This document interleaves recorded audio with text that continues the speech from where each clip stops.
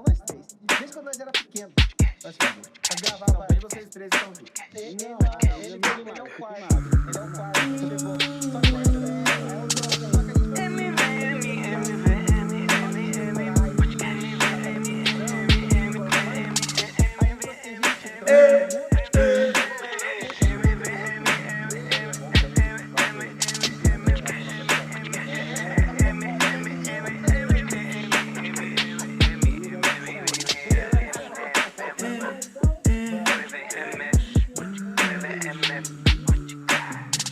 Salve pessoal, tudo bem? Aqui Marconi Farias. Jonathan Santos. Pode iniciar, vai? Vou iniciar aqui, eu também. Faz junto. Hoje, é verdade, hoje é o nosso episódio. Eu acho que é muito especial, porque temos uma pessoa, um convidado muito especial. Pra gente é uma honra. Mas antes da gente anunciar esse convidado, a gente quer deixar aqueles recadinhos muito importantes. Que daí você pode falar. Posso falar? Pode, como você quiser. Então Vai lá. Pessoal, é o seguinte, vou pedir pra você estar se inscrevendo no nosso canal no YouTube. A gente quer bater os 1000 inscritos. Tá faltando quanto agora, mais ou menos? Falta pouco, cara. Falta pouco, não vou falar quanto não. Falta pouco até lá. Até lá já vai faltar menos, esse vai episódio chegar faltar no ar, acho que vai faltar bem menos. É muito importante isso pra gente, tá? Eu vou pedir pra vocês também estar seguindo a gente nas redes sociais, no Facebook, no Instagram. E aquela frase bonitinha eu vou deixar você falar. Lembrando que o nosso podcast é feito por pessoas simples, onde todo mundo é importante. E falando sobre importância, hoje a gente vai abordar, né? Algo que é muito importante, assim, para você que tá em casa, para você que tá no trem, voltando do trabalho, indo pro trabalho. Acho que hoje eu saio um pouco mais rico, hoje, mais perto do meu milhão. Assim esperamos, né? Bom, mas como a gente sempre faz, que eu acho que isso é o mais legal, né? A gente não gosta de apresentar a pessoa, né? O nosso convidado. Nós deixamos que o convidado se apresente, né? E estamos aqui, primeiramente eu vou dizer o nome dele, e aí ele vai contar um pouquinho aí quem ele é, para quem não conhece, né? Bom, estamos aqui com o Ricardo Abílio, mais conhecido como Abílio. Ricardo, prazer, seja bem-vindo. Muito obrigado. Conte um pouquinho, quem é você? Quem é o Ricardo Abílio? É difícil falarmos de nós mesmos, né? É sempre uma situação que você fica até sem... Como, né? Jeito, assim, né? Mas a gente sempre prefere que os outros avaliem. Mas vamos falar mais tecnicamente a parte até de currículo, né? Sou contabilista, bacharel em ciências jurídicas, trabalho na área específica até mais de contábil, tanto pública quanto também da parte privada, há mais de 25 anos atuando na parte contábil, financeira, e de alguns anos para cá, cerca de 8 anos, mais ou menos, eu também me aventurei nessa parte pública, a convite de algumas pessoas, fui tendo esse prazer de poder estar como secretário de Finanças de Rio Grande da Serra, também trabalhei na Secretaria de Desenvolvimento Econômico como diretor de fomento ao comércio e ao negócio da cidade de Ribeirão Pires, diretor da Câmara Municipal também nessa área de finanças, contábeis, a parte administrativa. E desde janeiro do ano passado, vim com essa missão aí um pouco mais longe de casa, aqui em Mogi das Cruzes, mas que é uma cidade que eu tenho um vínculo aí de, no mínimo, 28 anos. Caramba, então, 28 anos. Eu já vinha a trabalho, fui office boy lá atrás, no início da década de 90. Aqui em Mogi? Fui em Suzano. E aí, né? E tudo era aqui, né? Posto fiscal, isso aqui. Então, logo em janeiro de 94, eu já precisei vir pra cá. Aí eu só recebi o recado. Você pega qualquer ônibus Heroles Você vai pra Mogi e pede pra descer na padaria Copacabana. Copacabana. Aí eu descia Deodato Wertheimer. Nunca mais esqueci o nome dessa. Ficou na sua cabeça, você pronto. E aí depois, em 96, também ingressei na faculdade, aqui de Mogi das Cruzes. Sou formado na UMEC. Legal. Em Direito. E conheci minha namorada, noiva e atual esposa. Estamos aí há 25 anos só juntos. Legal. Só isso. 3 de namoro, 3 de noivado e vamos agora pra Júlia em 19 de casado. Nossa, boa. Então, de 44 de vida, eu tô 25 anos com ela. Que legal. Já nem sei mais o que era antes. Você não sabe como que é. Então, Mogi tem umas passagens no Mogi tem tranquilas, assim, pra mim, né? Faz parte, né? E aí foi a questão de estudar. Ela é de Ribeirão Pires também, mas a gente se conheceu aqui na faculdade. E aí tem uma parte engraçada. São 3 irmãs, né? 2 estudaram em Mogi, uma não. Essa não estudou em São Paulo.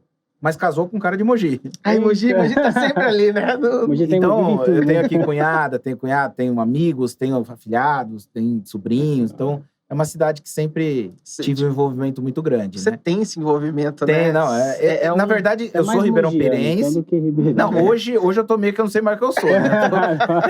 Tô dançando ali Você nas... tá, a Mas sua eu ideia é sempre ajudar. brinco que eu tenho 2 cidades que têm passagens na minha vida que eu não sei o porquê, né? Que é Rio Grande da Serra e Mogi das Cruzes. São 2 cidades que têm uma participação muito grande na minha vida, que tive a oportunidade de atuar nas 2 cidades e que me misturam aí a Ribeirão. Suzano também, trabalhei muitos anos lá, tudo.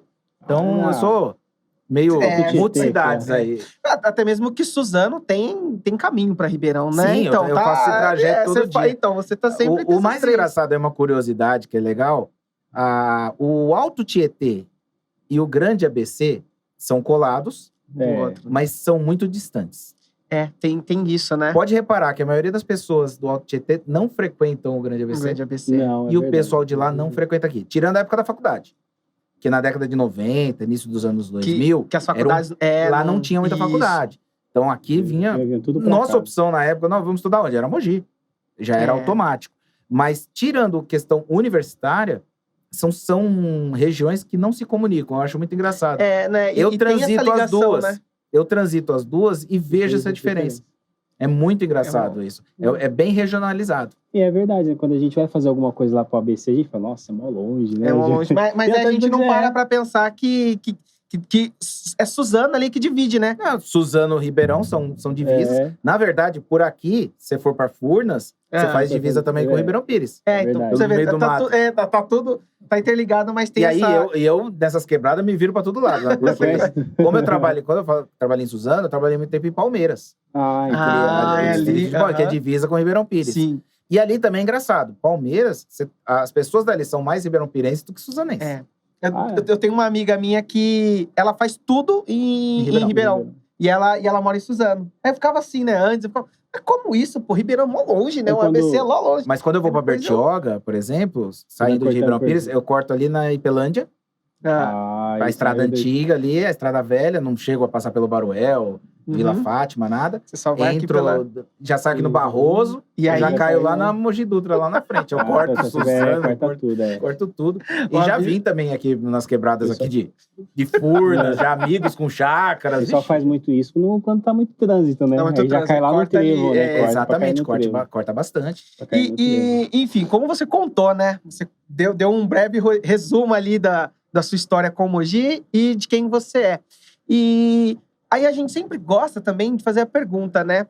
As pessoas que a gente traz, né? A gente sempre tenta trazer pessoas sensacionais. A gente sabe o trabalho sensacional que você faz, né? No campo aqui em Mogi das Cruzes. Mas o que é que te levou a... Você disse que é formado em Direito. E contabilista também de formação. Mas o que é que te levou a falar assim, eu quero essa área mesmo, assim, eu vou... Na verdade, não foi nada pensado, não. Foi uma coisa que a vida me proporcionou. A gente tem fases na vida que você sempre fica mais introspectivo, quero mudar um pouco. Contabilidade, ela tem alguns vícios de rotina que desgastam muito. O contador sofre muito com aquela rotina. Você não consegue tirar férias. Sempre. Não para. Abril, né? Coitado. Na época de imposto de renda, aí infarta de vez. Que é bem agora, né? Mas assim, eu já vinha de algumas mudanças. Como eu também, formado em Direito, mas não exercer advocacia, porque não dá tempo. Ou você faz uma coisa bem feita, ou você não vai fazer Os nada. dois requer muito tempo, né? Aí eu falei, nossa, eu queria fazer alguma coisa, eu adoro a contabilidade, aritmética, raciocínio lógico, tributos, eu gosto dessa linha. Falei, eu quero fazer alguma coisa que tenha começo, meio e fim. Não aquela rotina direta, exatamente, de acaba um mês, já começa tudo de novo. E aí eu tava repaginando meu escritório, minha vida como um todo, olhando os caminhos que eu iria tomar, quando eu tive a oportunidade de ter contato com um grupo político. Isso lá de Ribeirão Pires. E sempre quando começa grupo político, quer que seja candidato, ou isso e aquilo, eu falei, não quero ser candidato. Você tava com quantos anos, mais ou menos, nesse... Isso foi... assim, mais efetivamente, tem uns 8 anos, 9 anos. A gente começou a ter esse contato maior. Lógico, eu já convivia com essas pessoas trabalhando como lado empresarial. Sim. Então, sempre assessoria muita empresa participar de licitação. A gente já ia conhecendo como que funcionava, mas sempre no lado só de empresa. Mas eu conheci um grupo político que quis tratar de política. E eu quis conhecer um pouco até para atuar um pouco como cidadão. Não era algo que você conhecia ainda, assim, né? Exatamente. Porque a gente tem a mania de achar que conhece, mas E não conhece. só vivenciando Sim. mesmo, né? E aí eu tive essa oportunidade e um candidato a prefeito na época falou, vem com a gente. Eu falei, cara, mas eu não quero ser candidato. Ele falou, não, quero você na parte técnica. Vem, você vai fazer toda a parte de prestação de contas, é um mercado que está se abrindo, não precisava, até as eleições de 2012, não precisava de contador na campanha. Não? Aí em 14 começou a ter algumas já exigências e em 16 é obrigatório. Então A já partir de depois de 2012 que a gente começou a ter um pouquinho desse mercado se abrindo pro contabilista realmente. E aí hoje é necessário o contador na prestação de contas dos partidos, da parte de eleição de todos os candidatos. É um mercado que eu falei, poxa, que legal. Ano sim, ano não, tem trabalho. Tem sempre ali. E aí vem aquela frase que eu falava, começo, meio e fim. Aham. Porque você tem o registro da candidatura, a eleição e o encerramento das contas. Então foi um mercado que eu comecei a gostar. Primeira eleição que eu trabalhei afinco mesmo foi a de 16.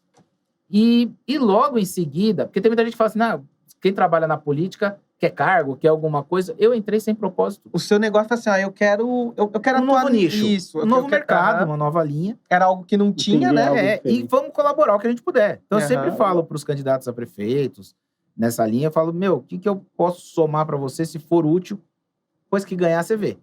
Você não pense em fazer barganha de cargo. Não fiz isso. Eu só quero Em poder... nenhum dos casos até hoje, nunca teve nada disso. E aí, eu fiz 2 campanhas em 2016. E logo após os 2 ganharam. Ah, que legal. Como prefeito. Foi pra prefeito? Isso, em Ribeirão Pires e Rio Grande da Serra. Ah, você trabalhou Nas 2 campanhas. nas 2 campanhas. O de Rio Grande foi reeleição e o de Ribeirão Pires foi o primeiro mandato. Nossa, que show. Esse de reeleição, como eles eram do mesmo grupo político, por isso que eu acabei fazendo amizade e tudo, a secretária de finanças dele ia sair para assumir junto com o prefeito que foi para Ribeirão. E aí ele já, logo na semana, a eleição foi no domingo, na sexta eles me chamaram Pra para você. estar lá como secretário de finanças. Então, para mim, foi um convite que eu não estava esperando. Foi Nossa, então, você entrou tava pra nesse- você Vamos trabalhar entrar no no mercado, vamos. Conheci E aí outro eu- mercado. Aí eu falei, eu sou. Isso aí eu não tenho problema de sair da minha zona de Vamos lá. conforto, eu não tenho nada disso. Aí eu fui, encarei, acabei não ficando muito tempo. Então, porque você entra com... Aí foi em Rio Grande da Serra, né? 16, isso, em Rio Grande da Serra, em 2016 e 17. No decorrer de 17, eu falei, poxa, não é isso que eu esperava. Uma cidade com muita dificuldade, com muito problema. E aí eu falei, não, eu não vou, não tá bom pra mim, tá faltando alguma coisa, porque pra mim tem que ter propósito, tem que ter muita entrega. Aham. E aí Né? você viu, enfim... As dificuldades. Não é nem culpa de ninguém, tá? Você- não tô falando mal de ninguém. Não, mas imagina, você ali nunca teve essa experiência e você assumir, e ali você, vamos supor, não era algo que você estava almejando ser um secretário, você estava dentro de um nicho que você queria. E aí você assumir aquilo, você olhou, Não, percebeu. o horizonte é outro. Aí você aí- começa a ter uma visão real. Isso. Mas ao mesmo tempo você fala, poxa, quanta coisa boa a gente pode fazer. Ah, legal. Né? Isso é muito, muito importante. Mas na parte assim, de administração, tem uma diferença entre uma empresa que estava mais acostumada a fazer empresa, Parte né? privada e parte Isso, você não no privado. Quando você chegou no público, eu acho que não dá pra dizer de diferença, não tem nada igual. é totalmente diferente, né? Realmente. Porque Então realmente foi novo mesmo. Foi, eu até, uma vez eu fui dar uma palestra de contabilidade pública, contabilidade privada na Mostrar as ETEC Ah, de Ribeirão as diferenças. Pires, e eu falei que a coordenadora, ela até gostou da frase, né, ela não é tão minha assim, mas eu adequei para contabilidade. Porque na parte pública, na parte privada, não é proibido, é permitido. Não é pra mim. Eu Ah, gostei. Na Não- parte pública, não. Se não é permitido, é proibido. Então, a diferença é exatamente. muito Você como grande. empresário, poxa, eu quero fazer tal coisa. Tem alguma coisa que proíbe? Não, Não, então eu posso fazer. O gestor público, não. Eu quero fazer alguma coisa. Tá permitido Tá permitido fazer? eu fazer Ah, aquilo. uma não visão pode. diferente. Então, Visão basicamente, contrária, né? é muito diferente. E por mais que você tenha vontades de fazer certas coisas, você acaba se esbarrando ali, né? Aí a gente pode entrar numa linha até de gestor público, né? Por isso que eu sempre defendo muito que ele tem que ver a vocação da cidade, as características, porque se ele quiser inventar muita coisa, ele não vai conseguir. Ele vai conseguir. Né? Por exemplo, eu sou de Ribeirão Pires. uma cidade 100% área de manancial. Então é totalmente protegida pela legislação estadual. O prefeito não tem nem o que fazer. Como que você, de repente, vai querer buscar um desenvolvimento numa cidade com essa característica? Vou criar um polo industrial. Não dá, né? Existem várias barreiras. Então você tem que buscar outras alternativas. Aí sim o gestor pode criar alternativas. Vou para um polo tecnológico. Vou para a área de turismo. Vou para a área de cultura. Tem que procurar um roteiro gastronômico. Não sei. Aí você pode criar isso. Por exemplo, Mogi das Cruzes, você já está numa cidade enorme, mas que existem todos os tipos de tudo ali. Você tem a área de 100% manancial, as rapas. Você tem a área de Zupium, que é a área que pode ter indústria. Hoje, Mogi das Cruzes, eu acho que é a maior área disponível industrial hoje no estado de São Paulo. Isso pode desenvolver muito, né? E essas partes, assim, como você falou, eu sei que a gente tem aqui em Brás Cubas, né? Essa área industrial aqui. E aqui em Jundiapeba, né? A gente... Que não é a vida industrial. Que não é uma... não é a vida existe uma possibilidade também de ser instalado algo aqui? Sim, aí hoje o maior polo industrial da região, dentro de Mogi das Cruzes, é o Taboão. O Taboão. Taboão. Lá você tem uma área enorme, não sei te falar exatamente o tamanho, até porque não é minha... Não tá dentro do seu escopo ali. Mas tá até já sendo pleiteado pelo prefeito junto ao governo do estado, um acesso direto pela Ayrton Senna, direto, que fica meio ilhado uma área lá, que pode produzir e gerar muito emprego. Nossa, que legal. Que nem você foi secretário de Ribeirão Pires, né? Em Rio Grande da Serra.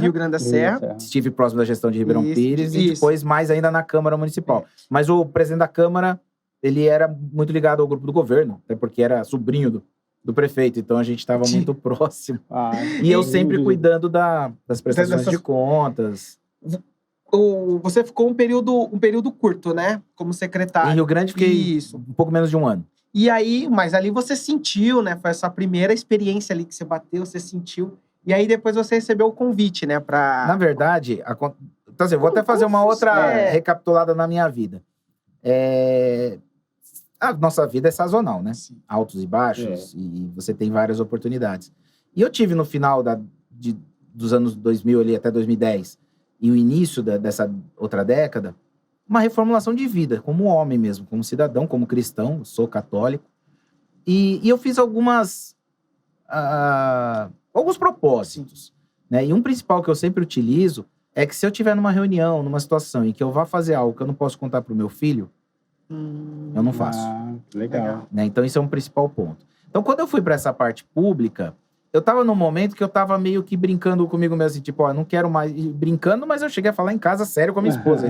Eu falei que primeiro que eu não queria mais ser protagonista de nada, eu ia ser coadjuvante. Seu negócio era menor. Você queria ficar por dá pra... porque fazer mais novo você quer, né? Você quer mudar o mundo. Não, acho que eu quero ser coadjuvante, aqui tá de boa. Aí você entende porque que o pessoal comemora tanto um Oscar de coadjuvante, né? Quer ser feliz. Agora eu tô entendendo. E aí eu fui pra essa linha e falei, não quero mais ter liderança e nem mexer com o dinheiro dos outros. Aí quando eu me vi, eu tava como secretário de finanças de uma cidade. Então não era só do... Aí você meio que todo mundo. Você olha pro céu e fala, não tô entendendo qual o desenho. Quando eu vi que não tava dando muito certo algumas coisas e tal, eu falei, poxa, acho que isso é até uma prova de Deus, Jesus colocando no meu caminho, não, vai para outro caminho, não é, tá vendo? Não é isso aí mesmo. Eu saí tão bem, eu saí tão tranquilo comigo mesmo, só que aí o feedback foi legal. As pessoas falaram, pô, por que você vai sair? Não sai. Vereador querendo fazer protesto, outros secretários me ligando. Tive uma coisa muito positiva. E graças a Deus, todos os lugares que eu saio, sempre tem uma porta muito aberta. Isso é muito importante. Eu sempre saio pela porta da frente, eu gosto. Nossa, que legal. Ciclos se encerram para outros se iniciarem. Isso acho que é muito, muito normal isso, né? E que a gente fala, a gente não é secretário, nós estamos, né? Vereador não é vereador, está vereador, prefeito e assim por diante. Estamos bastante isso, né? Aprendemos bastante. Aprendemos isso. E aí, nessa linha, quando eu saí, eu falei, acho que eu não dei certo na parte pública, não. Eu acho que o negócio é privado. Eu fui nisso, mas não consegui fugir. Aí começaram a me chamar, o prefeito Ribeirão Pires me chamou pra almoçar, e aí eu falei, dá esse ano pra eu dar uma descansada. Aí ele me deu, faltavam uns meses pra encerrar o ano. Aí encerramos em janeiro de 2018, É um amigo que eu tenho, que era secretário dele, já me mandou a mensagem dia 3 de janeiro. E aí, eu tava viajando, né? Já. Tirei uma foto, minha vida tá difícil, lá numa piscina, tava fazendo aquele que fica em Santo Antônio do Pinhal. Aí ele olhou e falou assim, Aí ele falou, tá bom, quando chegar você volta aqui pra comigo. Aí, mas ainda consegui dar uma empurrada uns meses de 2018, até que ele falou, quero uma missão específica. A gente fez um trabalho pra verificar algumas situações e eu acabei eu falei, não vai dar pra eu trabalhar à vontade. Não porque o prefeito não quisesse, não porque tivesse gente errada, não é nada disso. Mas são conjecturas. A política ela é muito complicada. É um joguinho pesado. Você tem que saber jogar. E outra, você tem que saber jogar e você sabe que aquele jogo vai ser difícil. Sim. Né? Não é fácil. Antes de iniciar, você já sabe que... já tô com a perna meio machucada. Vou entrar numa dividida com o Wagner. Não, vou quebrar minha perna. A gente tem que saber as lutas que a gente luta. O Rincon, quando jogava com aqueles cotovelos lá, já ficava, não. Já vamos ficar aqui, não vou ali, mas nem a pau. Então, eu fui, fiz essa missão, e aí, conversando com o prefeito, eu falei, poxa, não tá legal, não tô à vontade, você tem teu grupo aí, não quero que você mexa em peça. E eu acho que não tá desenvolvendo, vamos continuar assim e tal. Mas ele falou, eu quero um grupo, a gente sempre com aquela proximidade. Foi quando o vereador se elegeu presidente da Câmara, que lá é biênio, né? É por 2 anos o mandato de presidente. E ele queria um grupo técnico por trás dele. Então ele aí me chamou mais um grande amigo meu que foi o secretário-geral, que é um advogado também lá de Ribeirão Pires, o Romaldini. E aí mais uma advogada para compor a parte jurídica. Então a gente formou um tripé de sustentação para esse presidente da Câmara, mais técnico do que político. Apesar dos 3 transitarem bem na esfera política. Mas a ideia era técnica. Era técnica. E aí fiquei 2 anos nesse ciclo até chegar às campanhas eleitorais de 2020. Com aquela pandemia, aquela confusão toda. Que foi bem atípico, Só que aí, pra mim, também foi uma outra passagem interessante. Eu fiz algumas coisas em 2018, na campanha das eleições gerais para alguns deputados. Mas eu não me especializei tanto. Eu gosto mais das eleições municipais. Mais municipais, né? E nessa leva, em 2020, eu acabei assessorando direto e indiretamente, trabalhando com mais de 15 cidades. Nossa. No estado de São Paulo inteiro. Então, eu peguei Litoral Sul, Litoral Norte, Alto Tietê, Grande ABC, São Paulo capital, e isso foi interior. Foi um escritório que foi uma empresa. Na verdade, assim, você... eu tenho um escritório, eu ainda tenho ele sediado na Ribeirão Pires, trabalho com consultoria tributária. Sim. Então, eu gosto de especializar bem em direito, imposto de renda, aquela pessoa que quer registrar uma funcionária doméstica, um microempreendedor individual. Vou dizer, eu fugi um pouquinho daqueles trabalhos rotineiros mensais. Mas ainda tem uma meia dúzia de clientes que estão comigo há mais de 20 anos. Que você não consegue... Não tem como deixar, a gente tem que fazer transições, pode, né? Sim. Algumas empresas são um pouco maiores, às vezes a gente faz uma transição com um novo contador. Porque o meu foco realmente mais é essa parte de consultoria, de assessoria, de palestra, enfim, eu gosto de ensinar.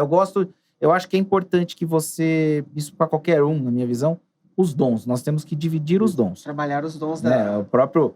Aí indo um pouco lá da religião, né? Você pega o Espírito Santo, são 7 dons do Espírito Santo. Então, você acaba... Você tem que... Cada um tem seu dom. Sim. Né? Você pode somar em alguma coisa. Você tem que... Uma outra palavra que eu uso muito, aceitação. Você tem que ter aceitação do que você pode proporcionar. Eu queria cantar bem? Acho que eu queria, mas aí você vê que você é um... Então tem que ser... Queria jogar bola bem? Queria jogar bola bem. Não jogo bem também. Então, acho que você tem que ter aquele... Eu falo até no movimento da igreja, é muito engraçado. A gente trabalha muito em encontro de casais, curso de noivos. E aí lá vou eu dar palestra também de finanças para casais. Que legal. Você tá usando seu dom. E aí a pastoral familiar. Nessa linha, você acaba... Eu, no meu caso, eu me encontro melhor do que com os jovens. Você entendeu? Sabe? Agora, na hora que aperta pros jovens, é comigo que eles correm. Aí vem Quando o assunto é sério, alguma coisa assim, vem comigo. Mas aquela brincadeira, aquele jeitão despojado com os jovens, não é característica minha. Não é que eu não goste. Não é isso. Mas não é, cara. Então você tem que ter uma aceitação. Vou querer ser popular entre os jovens? Não é minha cara. Mas vai ter aquele cara da igreja, da comunidade, que no dia do crisma, no dia do encontro de jovens, ele é homenageado, ele é saudado, não sei o quê. E eu não sirvo a nada pra isso. Mas isso não me faz melhor ou pior que ele. É isso que eu quero dizer. A gente tem que ter aceitação. Você imagina, uma banda. O vocalista é o que mais aparece. Mas se o baterista errar... Se o baterista erra... O baixista errar... O vocalista com certeza vai olhar pra trás. Exatamente. Então, assim, todos têm importância. Então, essa aceitação é muito importante. E mesmo dentro do que você vai fazer, algum dom que você possa produzir. Aplicar que você ali, possa... né? E é muito engraçado. Potencializar Muita gente acaba me procurando, às vezes, isso seja na igreja, na escola, porque minha esposa é professora e meu filho estuda. É professora de quê? Ela é pela Prefeitura Municipal de Ribeirão Pires. Ela dá aula na educação infantil. Ah, legal. E de tarde, numa escola da rede privada, ela dá aula para o Fundamental 1. Ah, Tá legal. no 3º ano esse ano. E ela acaba pegando 25...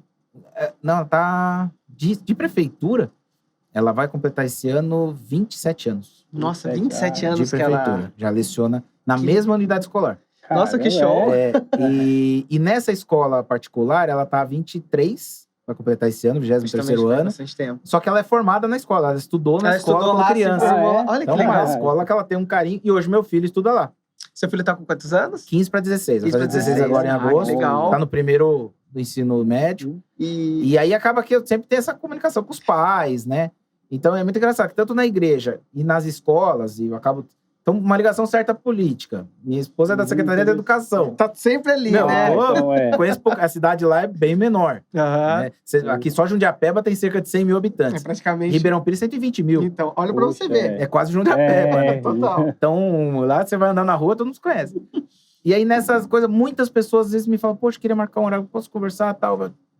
Ricardo, tô ferrado aqui. Aí você começa a mostrar as E você é contas, acessível as para coisas. essas pessoas? Demais. Demais, né? Eu procuro, e eu sinto isso muito em todos os cargos que eu acabo exercendo, nos lugares que eu acabo estando, o pessoal sempre fala isso, poxa, uma característica sua é Essa você ser acessibilidade. acessível. Tanto é, pessoal, que olha, está aqui na RPM, ó, tá vendo?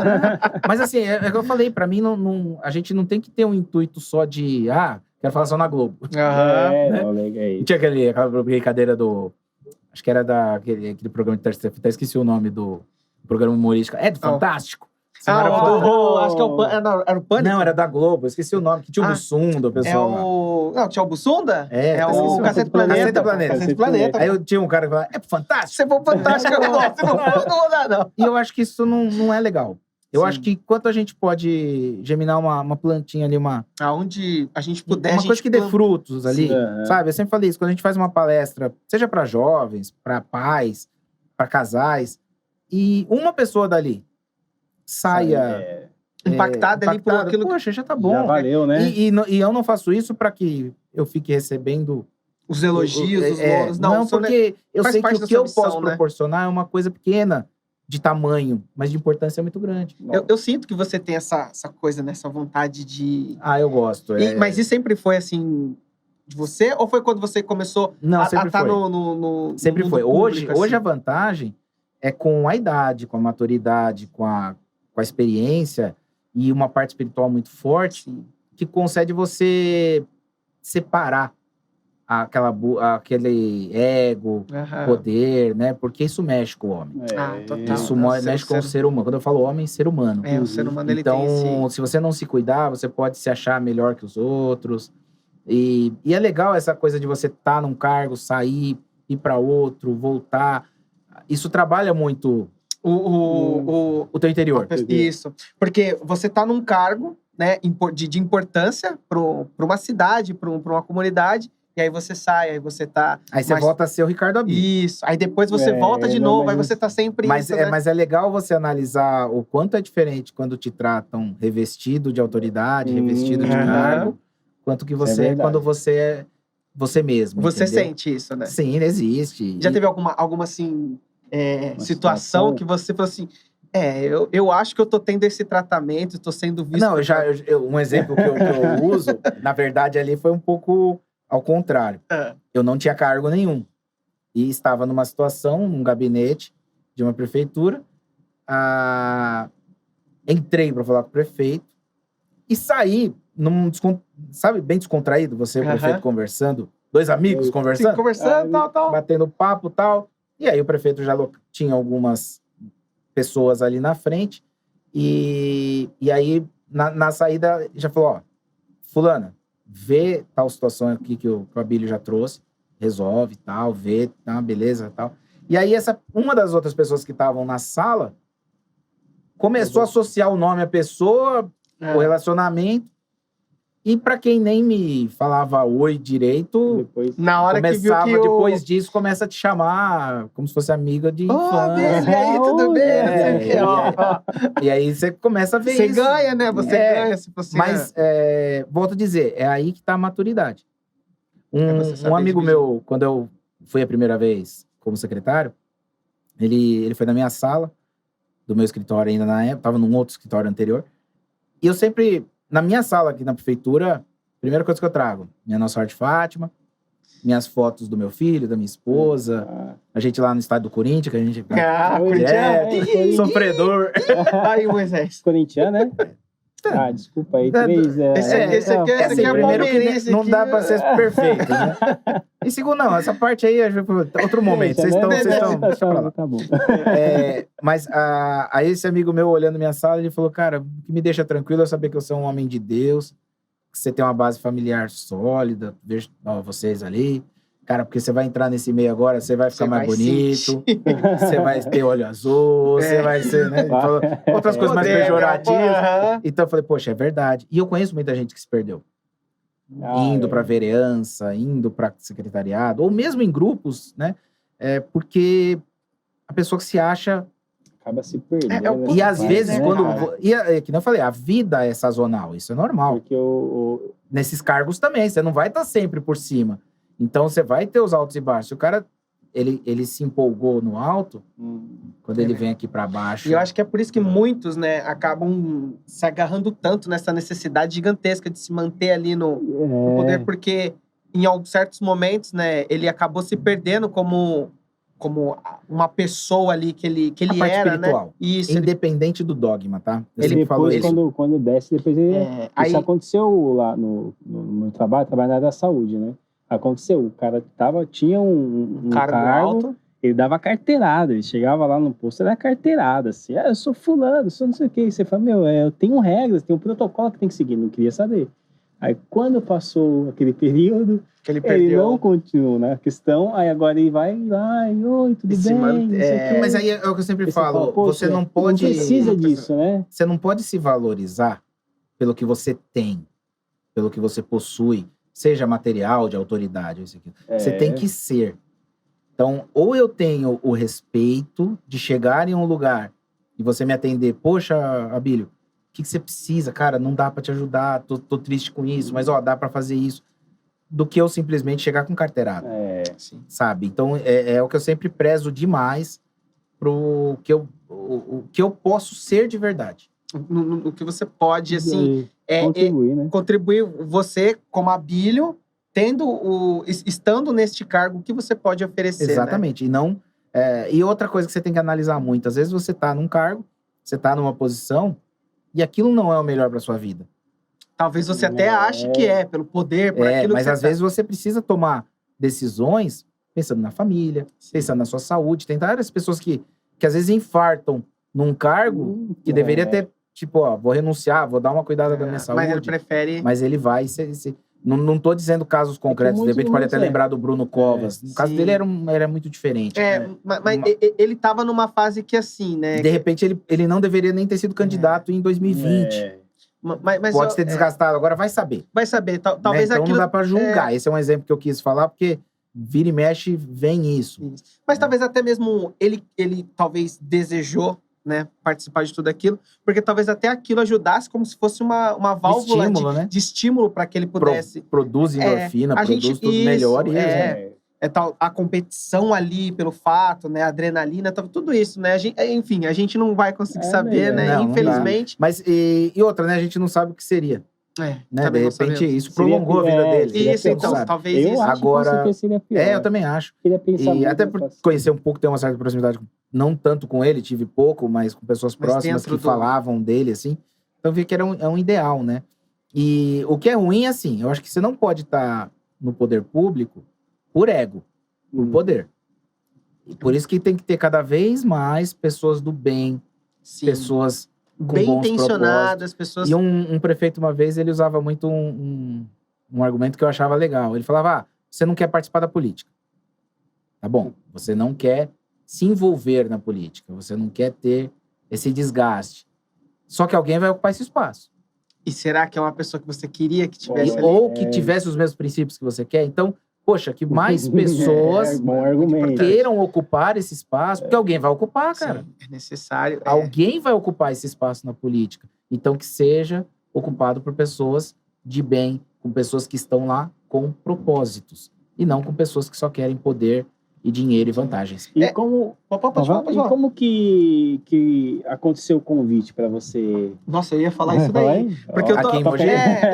Porque assim, dá pra sentir que você é uma pessoa com propósito mesmo de querer ajudar, de querer contribuir, né?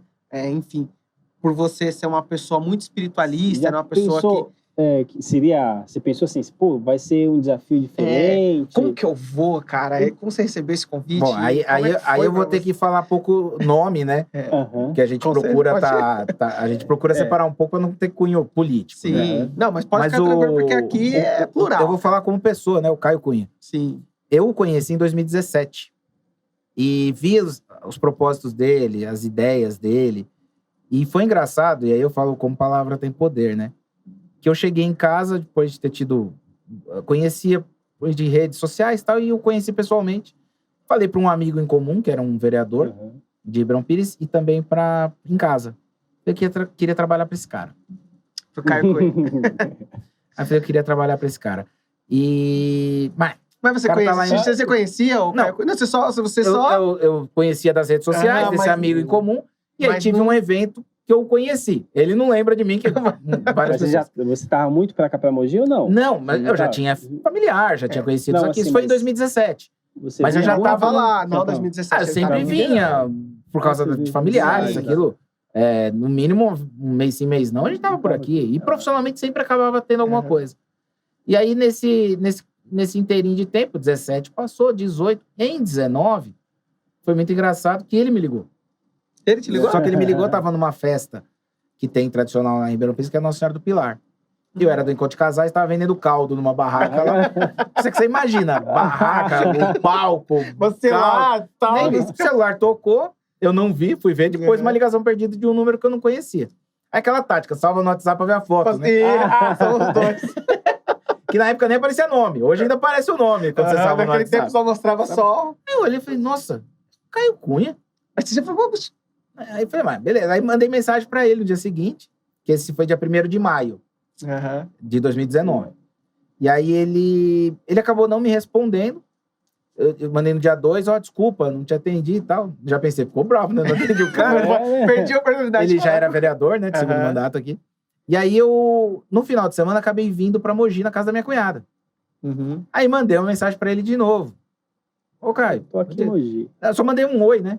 Aí ele, desculpa, acabei não te respondendo na correria. Imagina, eu sei como é que é essa vida e tal. Falei, cara, você não vai adivinhar onde eu tô. Eu mandei uma localização pra ele. Você tá lá, imagina. Aí ele, caramba, você tá na rua por causa da minha casa. Poxa, mas tô na escola do meu filho, tem um futebol aqui, tá? Mas vamos tomar um café hoje? Vamos. Aí isso, eu não lembro o dia exato, mas foi o domingo depois do dia 1º de maio. 1º de maio agora, porque é o dia de Nossa Senhora do Pilar. Aí nós fomos na Flor de Mogi, tomar um café. Né? E ele, na época, o pensamento dele ser prefeito era utópico, né? Era uma situação, aí volto a dizer, sem ficar julgando nada, sem partidarismo, fique tranquilo, mas era uma utopia. E aí conversei algumas coisas com ele precisava de uma ajuda de estruturação de partido, regularização do CNPJ, não, cara, eu vou te ajudar, tal. Poxa, mas quanto custa? Eu falei, cara, aí acontece a história, eu falei, cara, te conheci lá em 17 e tal, temos amigos em comum, admiro o trabalho seu e tal. Ele já estava fazendo as tratativas com o partido que ele está atualmente, que é o Podemos, que eu tenho muitos amigos. Ele era do PV, né? Ele era do PV na época. E aí ele estava já assumindo, paralelamente, o Podemos, assim, o controle, né? Do partido, para em 2020 ele poder migrar. E ele precisava regularizar tudo com tempo, faltava um ano. Ah, legal. E aí eu ajudei ele, fizemos todo o trabalho, sempre sem cobrar. Foi sem cobrar? Sem cobrar, eu fiz de coração mesmo, por todo aquele propósito que ele me representava. Que você via ali, né? Era uma coisa que você já queria trabalhar com ele, né? E aí, quando nós começamos, ele realmente firmou que ia ser candidato, tudo, eu conversei muito bem com ele, eu falei, cara, eu vou fazer a prestação de contas de todos os seus candidatos a vereador, a sua, vamos pra cima. Não, muita coisa? Bastante. Mas, volto a dizer, para outras cidades, eu cobrava. Tinha algumas estruturas que eu cobrava, mas tinha outras que eu vou pela amizade. E também, eu vou pelo propósito. E também ia ser assim, do meu ponto de vista, né, talvez, também ia ser uma experiência muito grande, né, porque você estava trabalhando o Caio Cunha estava trazendo o partido, você estava fazendo parte de uma construção, da construção e desse aí partido aqui, né? Eu tenho algumas definições que me permitem ou não estar num grupo político. Primeiro, obviamente, a idoneidade da ideia, do projeto, do propósito, do grupo que está se formando, e que eu possa ter um olho no olho com o prefeito. Legal. Né? Do eventual prefeito eleito. Né? Então, isso eu tinha. Né? Então, eu tive 4 campanhas específicas em 2020 que eu fiz por amor mesmo, que eu fiz por amizade com esses prefeitos. Alguns bateram na trave, alguns elegeram. Mas, num todo, todos sabiam que meu projeto plano A era o Caio. Assim, eu tô trabalhando com isso, mas eu quero... Não, e assim, era tudo aquilo diferente que eu já estava vivendo há alguns anos a política. Falei, aqui vai poder ser diferente. E era uma utopia até no mundo político, ninguém acreditava. Muita gente não acreditava, muita gente. E eu escutava de muitas pessoas, você tá ajudando esse cara, aí você vai não sei o quê. Cachorro morto, você não vai conseguir. Teve um episódio até engraçado.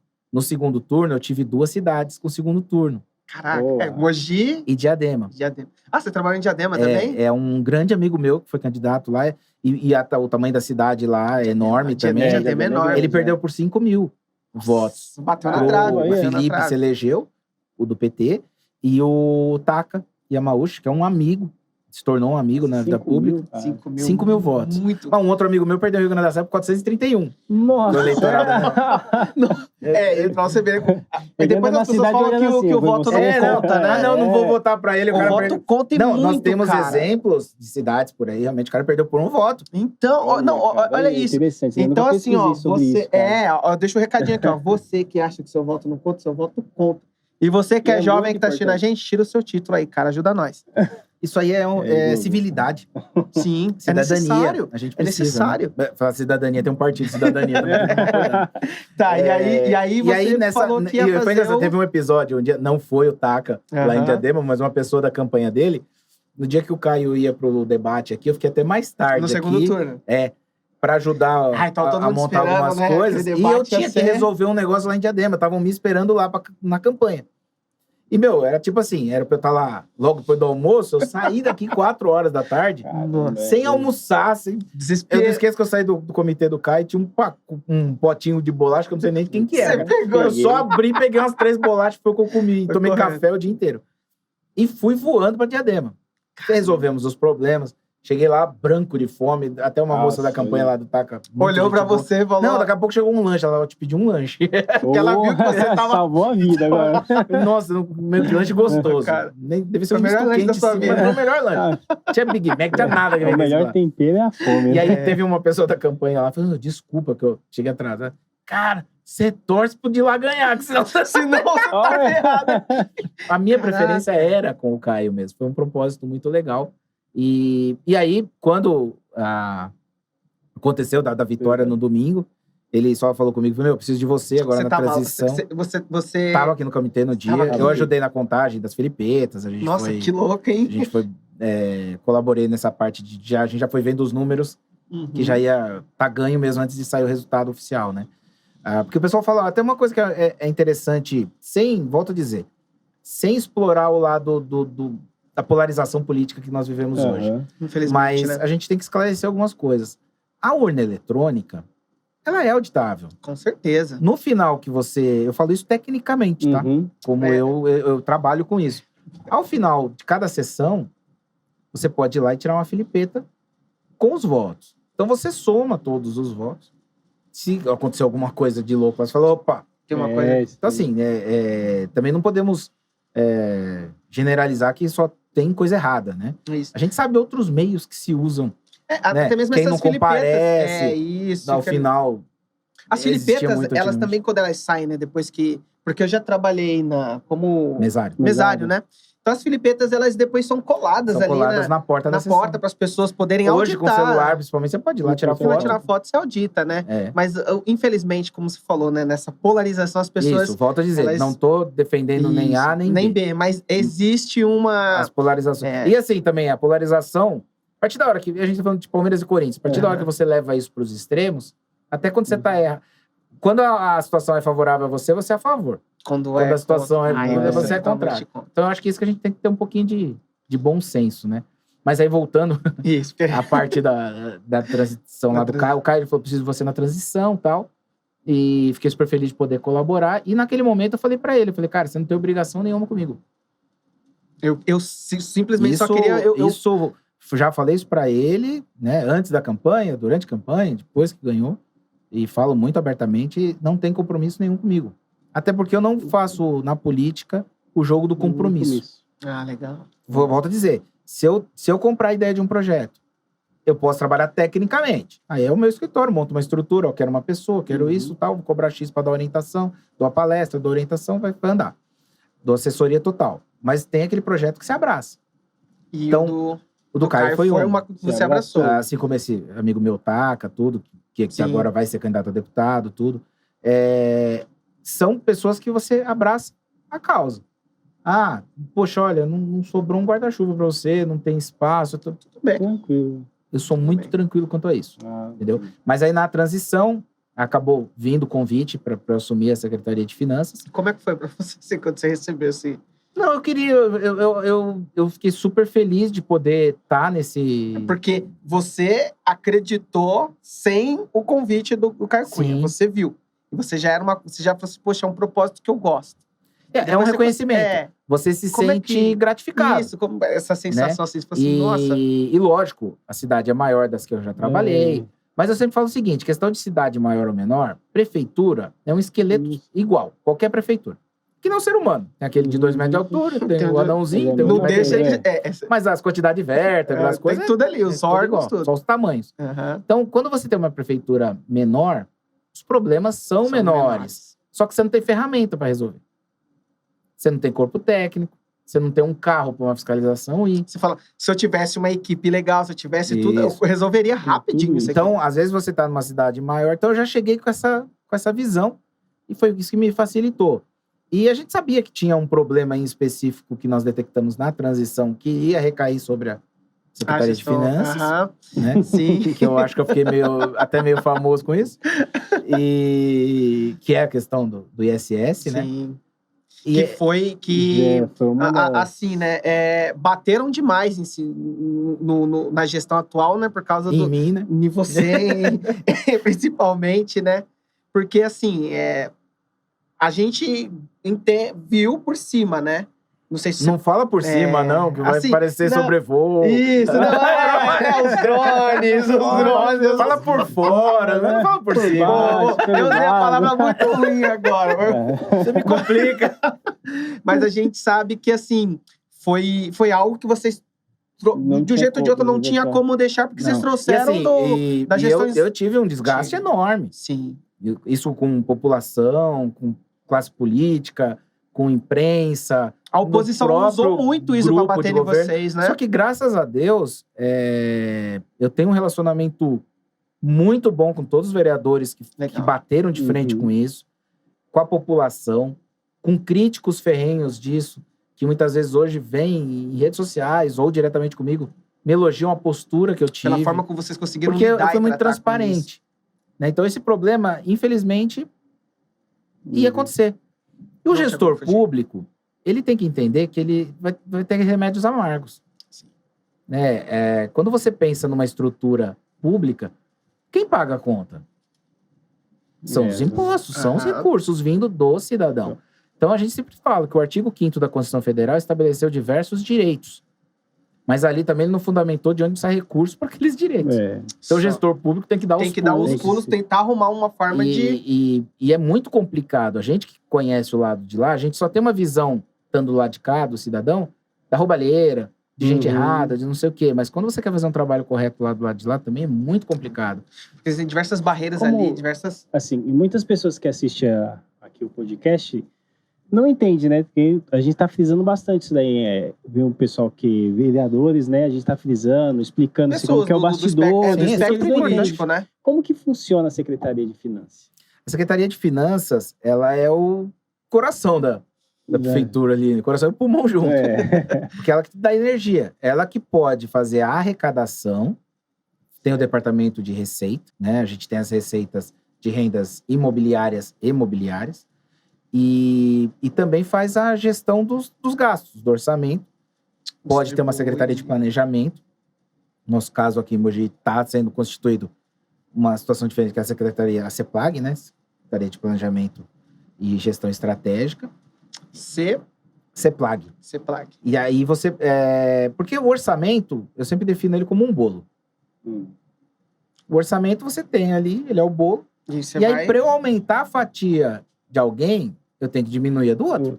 Então, se eu for aumentar na cultura, eu preciso cortar no esporte. E aí o esporte não quer. E então, aí... Né? E na assistência social, na saúde, na educação. Você tem os limites de educação e saúde obrigatórios. 25% de educação e 15% de saúde. Esses são constitucionais. E não pode gastar menos. Senão o prefeito fica até inelegível. Até pode aumentar. Você pode gastar mais. Não, saúde. Você gasta no mínimo o dobro. De mais 25% a 30%. A gente fala que a saúde é um ralo estampado, entendeu? Não tem como fazer. Agora, na educação, a gente já está vivendo uma realidade um pouco diferente. Se você olhar bem, quando foi constituída a estrutura para orçamento visando a educação, você falava de uma geração que tinha quantos filhos, em média? Cada casal. Antigamente uns 4. Então, hoje é mínimo, né? Difícil quem tem 2. Nossa, é difícil isso mesmo. Então, você vai começando a ter, hoje, necessidades de investimentos para outras idades, para outras faixas etárias. E o limite de 25 é na educação básica. Na educação básica. Mas a prefeitura, ela não... Hoje ela trabalha, assim, na parte de educação. É mais com o ensino fundamental, né? Não, ela é no ensino mais infantil. Mais infantil, né? E às vezes fundamental. Às vezes fundamental, porque... o fundamental, na verdade, é a obrigação do Estado. Isso, né? Então a prefeitura, né? A gestão da prefeitura fica mais com a parte do... E assim, não tô aqui defendendo o governo A, B ou C, qualquer cidade que a gente vai falar. Mas hoje, eu acho que precisaria ser revisto alguns conceitos de gestão pública, porque quando pensar década de 80 para o momento que a gente vive hoje, já outras. Tá aí a Previdência. Que é necessário ser revisado em alguns aspectos. A gente tem alguns detalhes macros e microeconômicos do país que precisa ser revisto. Sem contar o tamanho do Brasil, né? Eu sou um cara que hoje, com a experiência pública que eu tenho, eu sou municipalista. Eu defendo os municípios. Eu vejo que o cidadão mora na cidade. Não é no estado, não é no país. O estado a gente utiliza mais assim, pontualmente e aí, certas... um outro problema sério. Nós somos privilegiados. Nós estamos aqui na região sudeste. Agora na região sul. Sobe pro norte, nordeste. Aqui, outra discussão boa, né? Taxa do lixo. Isso em todas as cidades. Eu só peguei assunto bom. Gosto. Eu tive num fórum de secretários de Fazenda e Finanças e a gente discutiu um pouco a taxa do lixo. E aí com alguns gestores de cidades de Alagoas, específico foi de Alagoas, ele falou, cara, eu não tenho nem saneamento básico, eu vou pensar como é que eu vou pensar em taxa do lixo? Aí você fala, meu Deus. E lá onde eu tô tá uma guerra, né?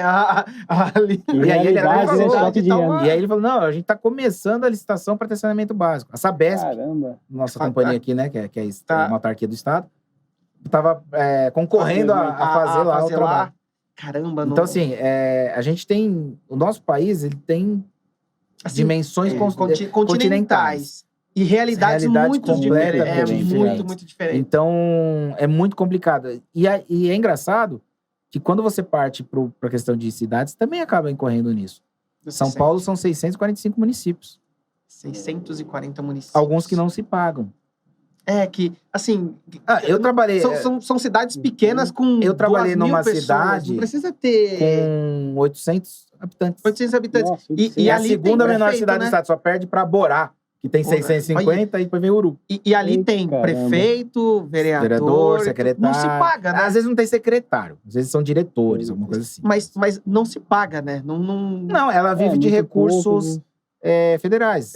O FPM, ou a participação do ICMS. A gente tem muito disso, né? Você não tem receita própria. De PTU e ISS, acaba não tendo receita própria. E aí, enfim, gera todo esse imbróglio aí. Então, parece simples você falar de gestão pública. Mas aí você vê que... E aí eu queria fazer uma pergunta, né?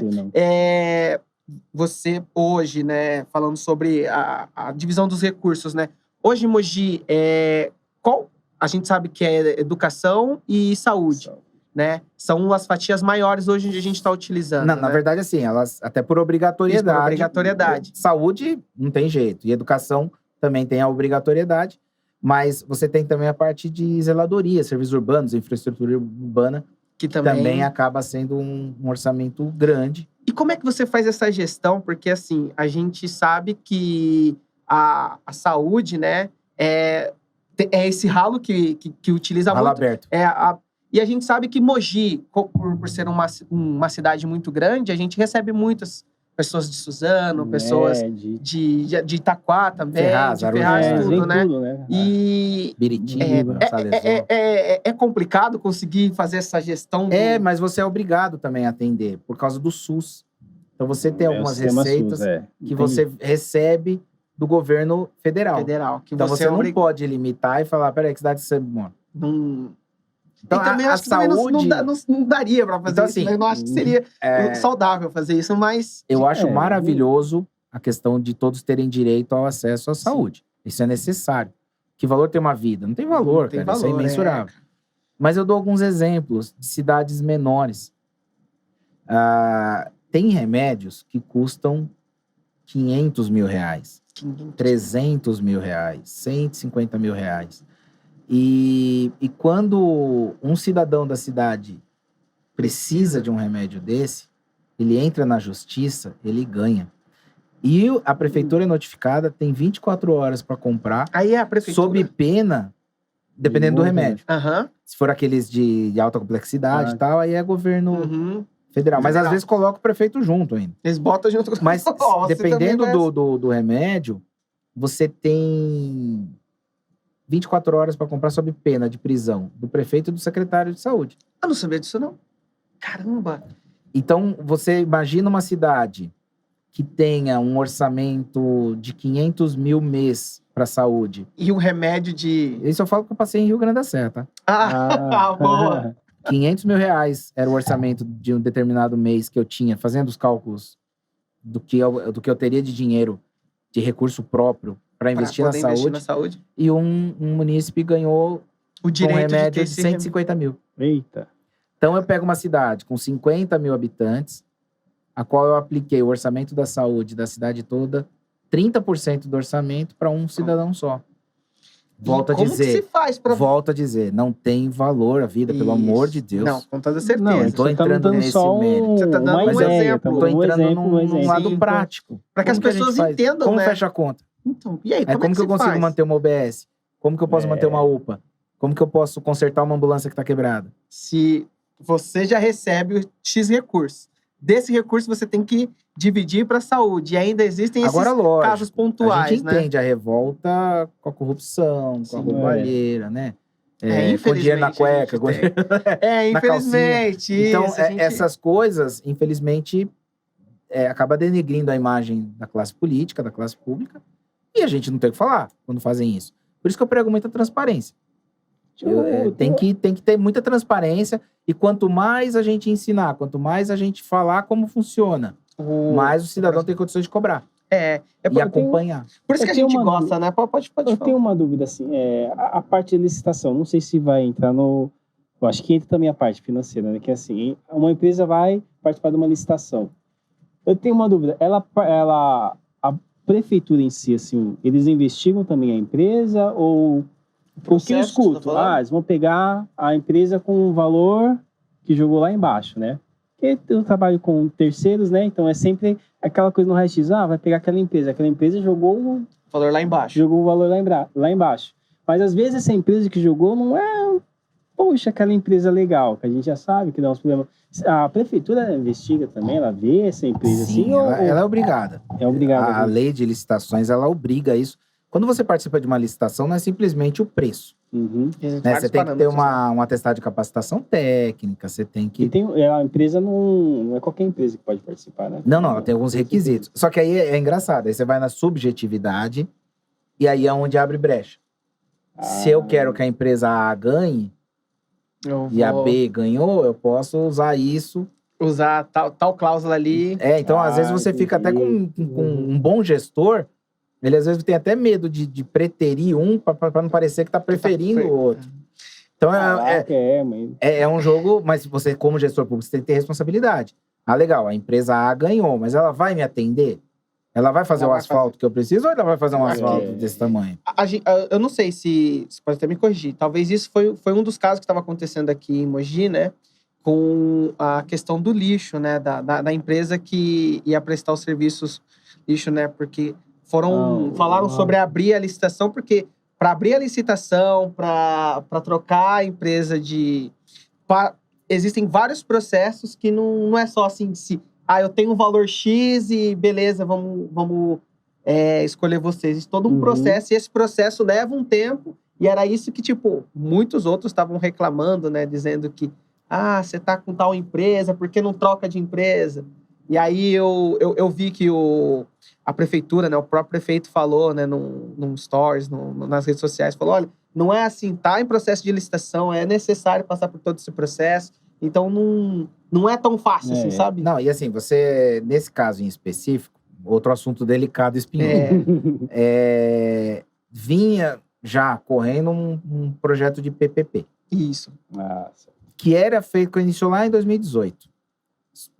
O primeiro ponto que já comprometeu aquele processo, em 2020, foi editado o Marco do Saneamento Básico do Brasil. Então, tudo que foi construído até o Marco do Saneamento foi fora dos parâmetros. Né? Então, não é que teve má vontade, má intenção de ninguém, nem antes de ser a atual gestão, mas foi comprometido. E a coleta de resíduos sólidos é uma dos serviços essenciais. Não pode parar, né? Como então, se faz? Exatamente. Então, quando você tem um problema qualquer de comprometimento ali, uma das situações é fazer contratações que a lei permita. Faz essas contratações emergenciais, excepcionais, né? Tal, para poder suprir a necessidade. Né? E aí, e mesmo assim, essa eu acompanhei de perto, foi o menor orçamento, foi uma empresa que não tinha ligação com ninguém. Ela foi de longe, né? Ela veio... e outro detalhe, ela tem o orçamento que ela apresentou foi o mesmo que ela ofereceu numa época, numa disputa com a própria empresa que estava anteriormente. Ah, é? Não subiu. Nossa, ela pôs o mesmo preço. Então, assim, foi feito... Agora, lógico, na transição de uma empresa para outra, tiveram falhas, tiveram problemas, né? Que eu acho que, pelo que eu tenho acompanhado, hoje já tá mais normalizado. Mas no começo o pessoal batia. Mas isso é normal, né? O pessoal quer uma... Pensa que você já senta, já sabe o microfone, você já fala, vai para outro estúdio. Meu amigo. Você já aperta o botão, aí você aperta um delete lá, apaga tudo. Não aperta o botão vermelho, que bonitinho. Apagou tudo, meu Deus. Então, a gente sabe. Tem isso, né? É que aí é um problema sério. Do mesmo jeito que eu brinquei do futebol, a gente tem que analisar o futebol, aí eu brinco que eu não sou fanático, né? Mas eu tô em todo jogo do Corinthians, quase na área. Eu não sou fanático, eu assisto tudo, eu tenho tudo, mas eu não sou fanático. Mas eu gosto de ponderar demais. Então, você tem que analisar momento. Então, hoje, times como Palmeiras, Flamengo, Atlético Mineiro, cara, o Corinthians tá atrás. Você tem que ter esse discernimento de analisar o momento. Eu até defendo que o Palmeiras chegou no ápice. Daqui a algum tempo vai ter a queda. Vai. Se prepara que vai ter uma draga, uma época. O Flamengo já chegou nesse ponto, se você olhar. O Flamengo teve o auge e começou a cair. Sim. O Flamengo já não tá tão forte. O Atlético ainda tá subindo, o Atlético não atingiu o auge. E aí você vai trabalhando isso. O Ceará hoje também, né? O Fortaleza tá indo numa ascendente também boa. Mas esses clubes menores, assim, não tem estrutura financeira pra conseguir os chamados mecenas, né? Porque o Palmeiras tem a Leila. O Atlético tem que é dono de uma rede de supermercados também, que bancou. O Flamengo fez uma estruturação bem louca, mas com endividamento altíssimo. Sim. O Flamengo, ele é aquele carro que anda com a rotação do motor lá em cima. Lá em cima. Mas tá lá. Se estourar uma biela ali, olha pra todo lado. Então, mas são riscos, tá certo. É time de massa. Sim, é necessário. Então, nós, como política pública, eu acho que quem não tá no governo, quem tá acompanhando, tem que ter o olhar bem sensível. Eu penso assim, eu sou uma pessoa que hoje posso me considerar nessa situação pública, um formador de opinião. Sim. De que vai colocar e falar, poxa, ele tá lá dentro, ele conhece. Então eu tenho que ter responsabilidade. Naquilo. Não é porque o prefeito que tá não é meu amigo que eu vou chegar e vou falar que aquilo tudo é errado. Uhum. Né? Poxa, tem por quê? todo- Mesmo lá na cidade que eu moro, Ribeirão Pires. O grupo político tem lá hoje, não sou inimigo, conheço, tenho amizade com o prefeito, o vice-prefeito é amigo meu, o presidente da Câmara tem um pouco de amizade, vários vereadores, secretários, mas quando fala a questão da taxa do lixo. Então aqui que eu sou do governo, eu vou falar bem dela, lá que E eu sou... lá você vai... se torna Então, meio... fecha aí. Então todo mundo diz, Isso. não, isso aí é por causa do marco regulatório, ele tem que ser torna- proposto. Você explica isso para a população. Então, às vezes, até quem era do grupo político que eu trabalhava junto, fala, pô, você não podia falar bem. Não falaram isso pra mim. Mas Sabe, você falar, sentiu, você mas se falar, vai percebeu. ouvir. Mas já sabem que eu sou assim, que é certo, é certo. Entendeu? Isso... Então, eu acho que a gente tem... transparente também, né? Então, a gente Entender. passou por situações nessa... É muito engraçado, né? Quem era da gestão passada, às vezes, batendo na gente agora que a gente tava fazendo coisa que veio de lá. Então... e aí você fala assim, pô, né? Não tô Assim, vou entendendo. dizer, pra mim não tem problema. Eu sei o peso que é estar na gestão pública e estar exposto. Faz parte do pacote. Mas o peso dessa pessoa falar isso, a população interpretar, né? Eu briguei muito na questão, por exemplo, do ISS. Eu falei, se vocês forem contra, quiserem discutir, tudo bem. Mas não usem a palavra ilegal. Ilegal. Ele não é ilegal. Ah, entendi. Isso eu briguei bastante. Pessoal, criticar vocês podem falar o que for. Pelo amor de Deus, aí Só vamos, não- debates. Debate. É Debate saudável, as importante. pessoas entenderem, compreender. Agora, querer intitular o ISS é ilegal? Ele não é ilegal. Senão aí nós seríamos criminosos e estarmos fazendo uma coisa que... Então, isso eu bati muito na tecla. Ilegal não é. Tira o ilegal. Tirando isso, vocês têm Não, liberdade. vamos... Abaixa ISS, queremos isso. Beleza, vamos Ok, discutir. vamos lá. Vamos debater, eu vou mostrar o porquê que a gente pode fazer isso, não pode fazer aquilo. Agora, falar que é ilegal foi onde eu bati. Falei, isso não é, ele não é ilegal. Tanto que eu tive reuniões com juiz, Ministério Público, Defensoria Pública, associações diversas. Porque você era o ponta de lança no meio disso daí. né? E, na verdade, o meu propósito foi blindar, tecnicamente, o próprio prefeito, porque me deu a autonomia de estar fazendo esse trabalho, e também a minha equipe, a minha secretaria. Porque muitas vezes o funcionário público ali, efetivo, de carreira, está tanto se dedicando. E pro bem da cidade. Às vezes fica mal visto que ele que fez uma atuação, um lançamento. E não foi. São coisas... Então, o meu propósito maior foi esse. Então, eu apanhei mais mesmo. Você acabou apanhando. Mas eu sabia, o desgaste foi pesado aquela vez. Foi nossa, imagina. entre os meses de setembro a dezembro Foi ali. Foi, meio próximo do final do ano ali, vocês sofreram demais, né? Foi loucura. Meu pai reclama até hoje. Não, mas a gente sabe. Chega no domingo lá e assim, nós fizemos as itinerantes, né? Nós fomos em várias... Aqui no Judiapé fizemos 3, eu né? lembro. E aí, às vezes, eu tava chegando num lugar, vinha algum morador, né? E já... Fiz sua entrevista. Aí eu falava, não vai bater em mim não, né? Aí já dava risada, brincava. Mas assim, eu tive um feedback que na maioria dos casos, tipo, pô, mas eu não queria pagar isso, pô, tá pesado. Aí a gente explicava, ele entendia. E a gente é muito complicado. Acho que muita da população, assim, questionou pelo fato de ter vindo da pandemia, muitos ficaram desempregados. Então, mas o pior ainda é que era o momento. Nós não poderíamos passar o ano. Senão se tornava... Na verdade, o termo correto seria a decadência. Mas vamos falar assim, prescrição.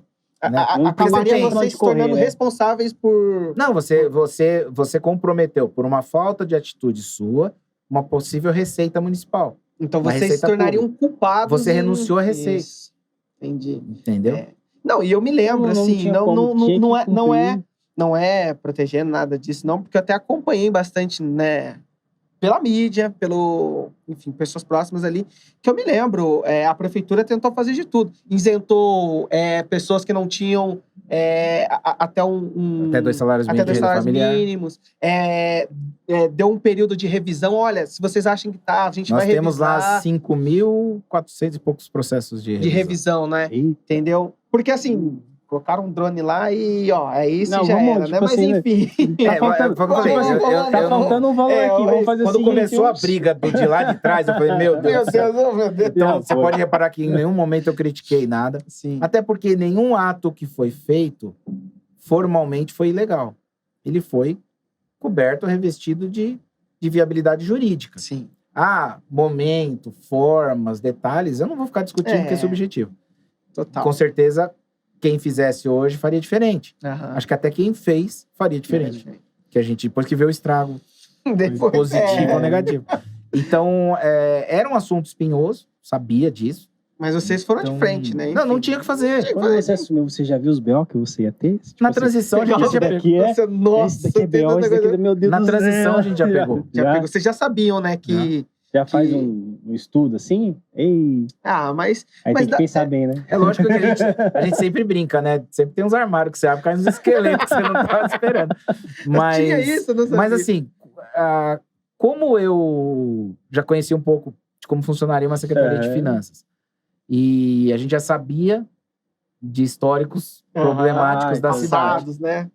Por mais que eu não fosse da cidade, né, daqui diretamente, mas sempre acompanhava e até por uma obrigação naquele momento, fui mais a fundo.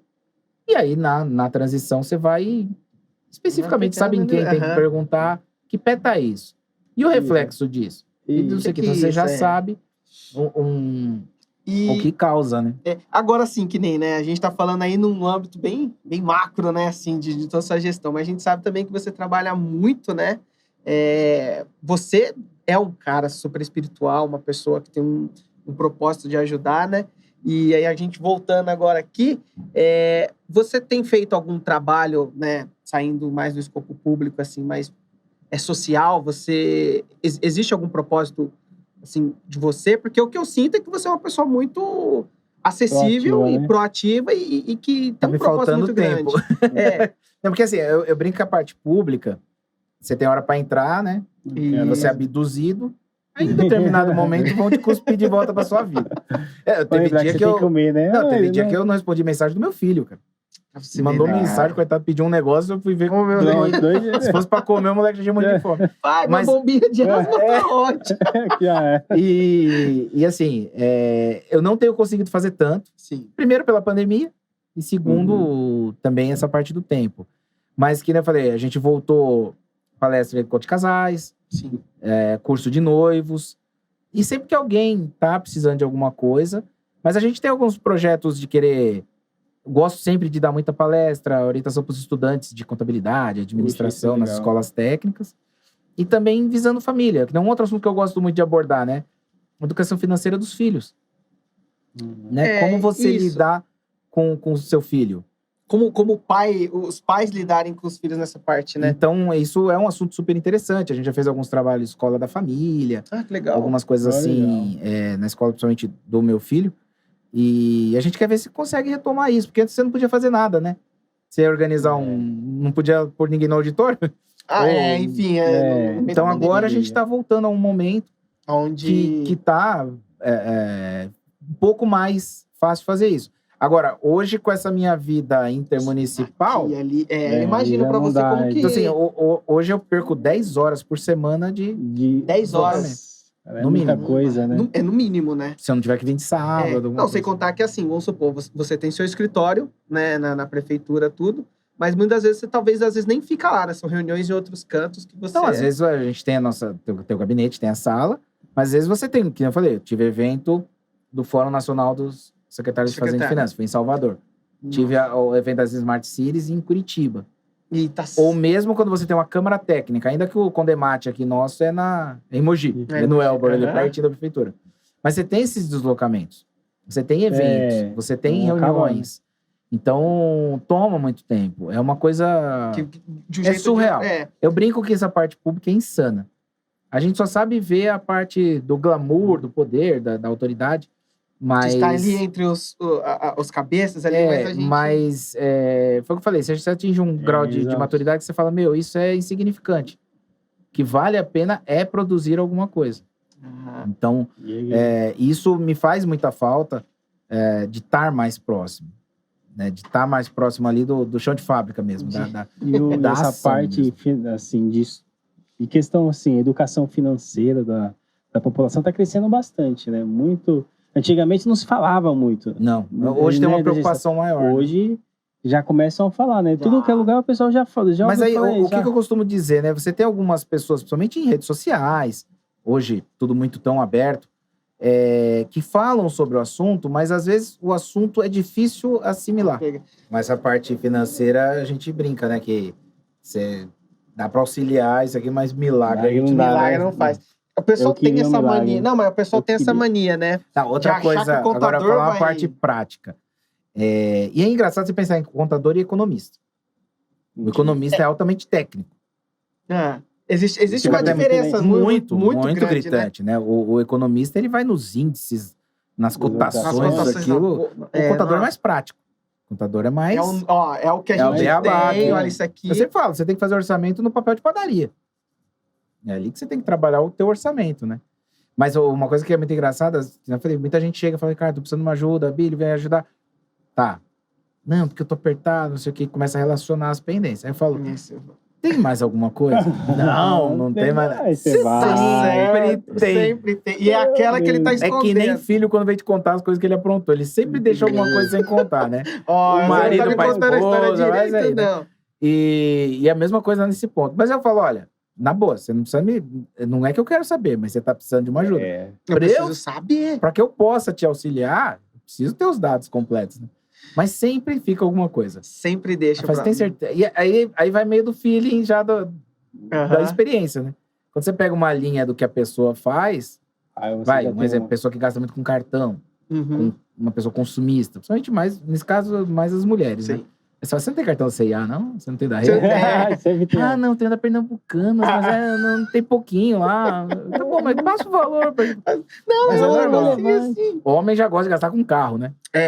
Carro, é alguma coisa que ele viu, sei lá, um equipamento, se o cara gosta... Não, é que nem eu falo, olhando a natureza, né, sem julgar, sem ser machista nem feminista, mas a mulher, ela gasta mais. Até porque tem todo um glamour da mulher mesmo, né? E a gente gosta disso, né? Não reclamar.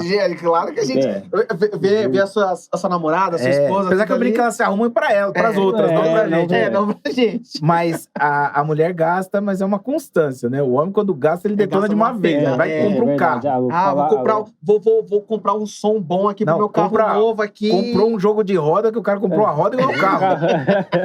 Então, cada roda quase o preço de um carro. Então, você tem essas coisas. Então a gente brinca muito. Isso quando eu faço com casais, a gente sempre tenta abordar isso, né? E aí sempre brinco que quando tem alguns problemas assim, aqui não acontece, só no Alasca. Mas o cara, eu gosto muito de carro antigo. Né? Então eu ando no meio, eu tenho um Opala. E aí eu tenho alguns amigos... Hoje não dá pra tirar da garagem, né? Tá difícil. Numa acelerada, você já vê o cifrão pulando. Você com o contador deve ficar louco, assim. Mas o meu 4 cilindros, não piso muito, dá pra rodar. Mas a gente tem amigos, assim, né, de carros antigos, que eles compram um segundo carro antigo. Leva pra casa. Não, amor, não é meu. É o fulano que comprou, mas tá sem garagem. E aí eu tô deixando Ele vai deixar aqui. E aí combina, o cara confirma. O homem é cooperativista, né? Você fala que é seu, hein, É que nem a mulher, o cara chegou de madrugada em casa... Se ela ligar pra 10 amigos que estavam com ele, os 10 vão falar que tá lá. Como assim? E um vai falar que ele ainda tá lá.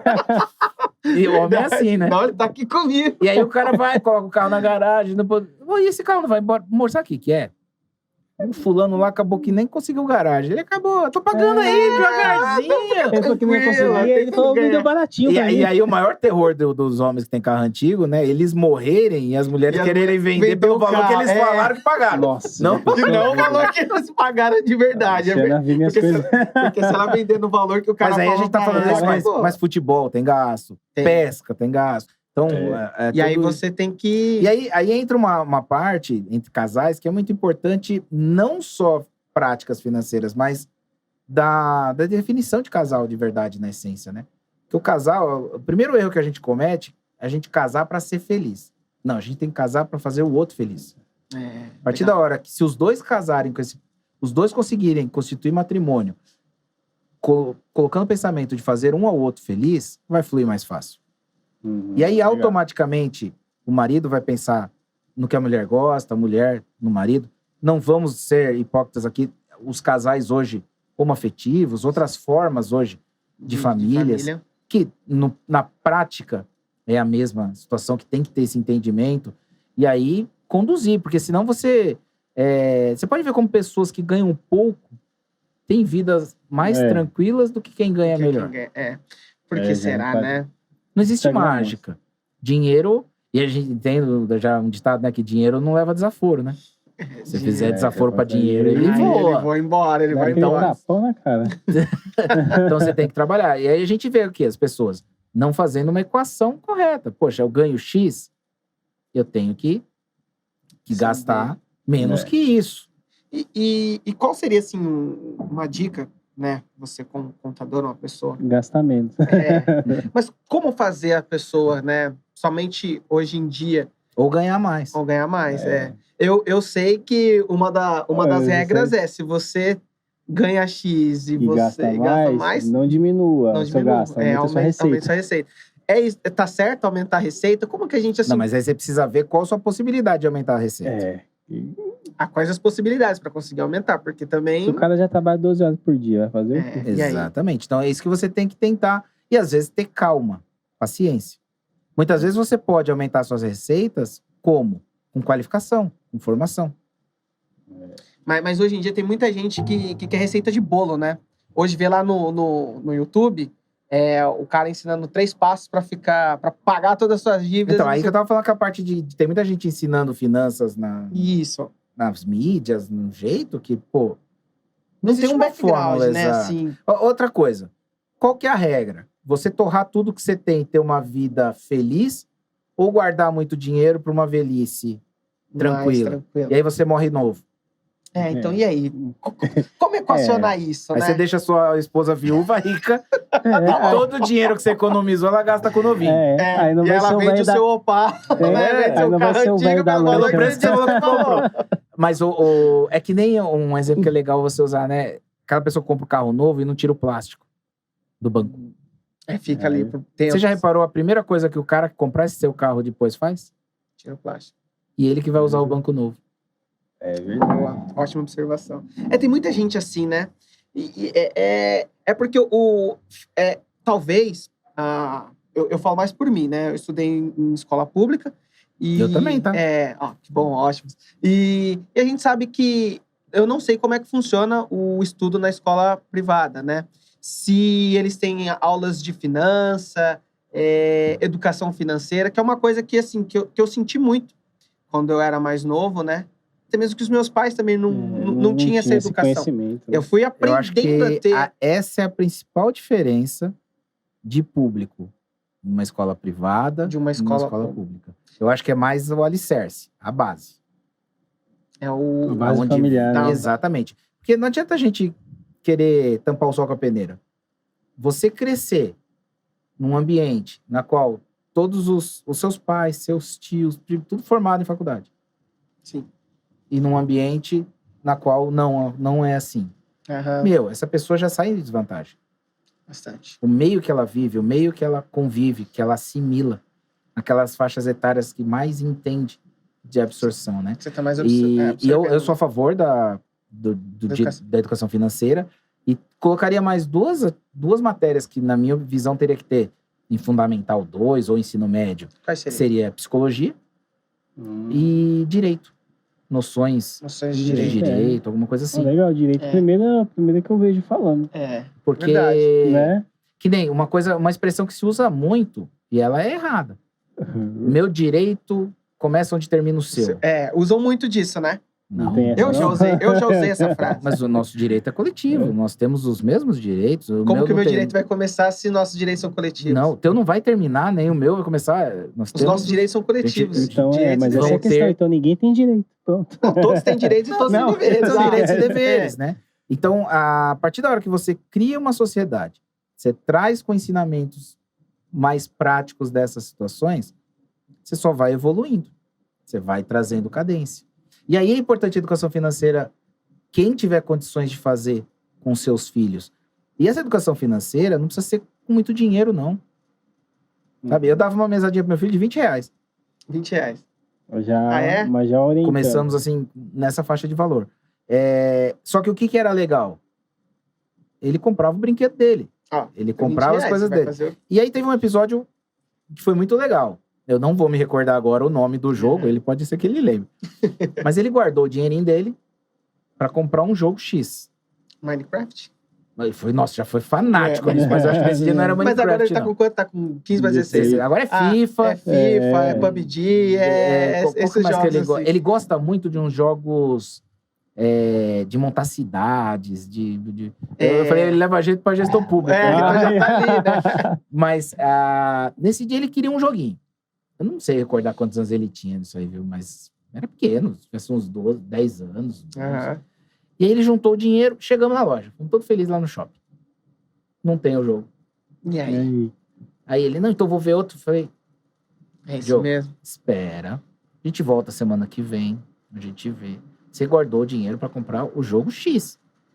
Não, mas... Aí eu falei, olha, o dinheiro é seu, você faz o que você quiser. Só vou te dar uma dica. Você vai comprar um jogo que você não tá querendo, você vai jogar 2, 3 vezes, E depois... não vai gostar, e depois você vai ficar sem dinheiro pra comprar o jogo que você quer. E vai ficar com frustrado. vontade. Não, mas que não sei o quê. Eu falei, não, esquece, só que isso, só tô te falando, você entendeu? Entendi. Aí depois o que aconteceu? Ah, meu... Foi Aí batata. ele... E eu não uso eu avisei, eu disse.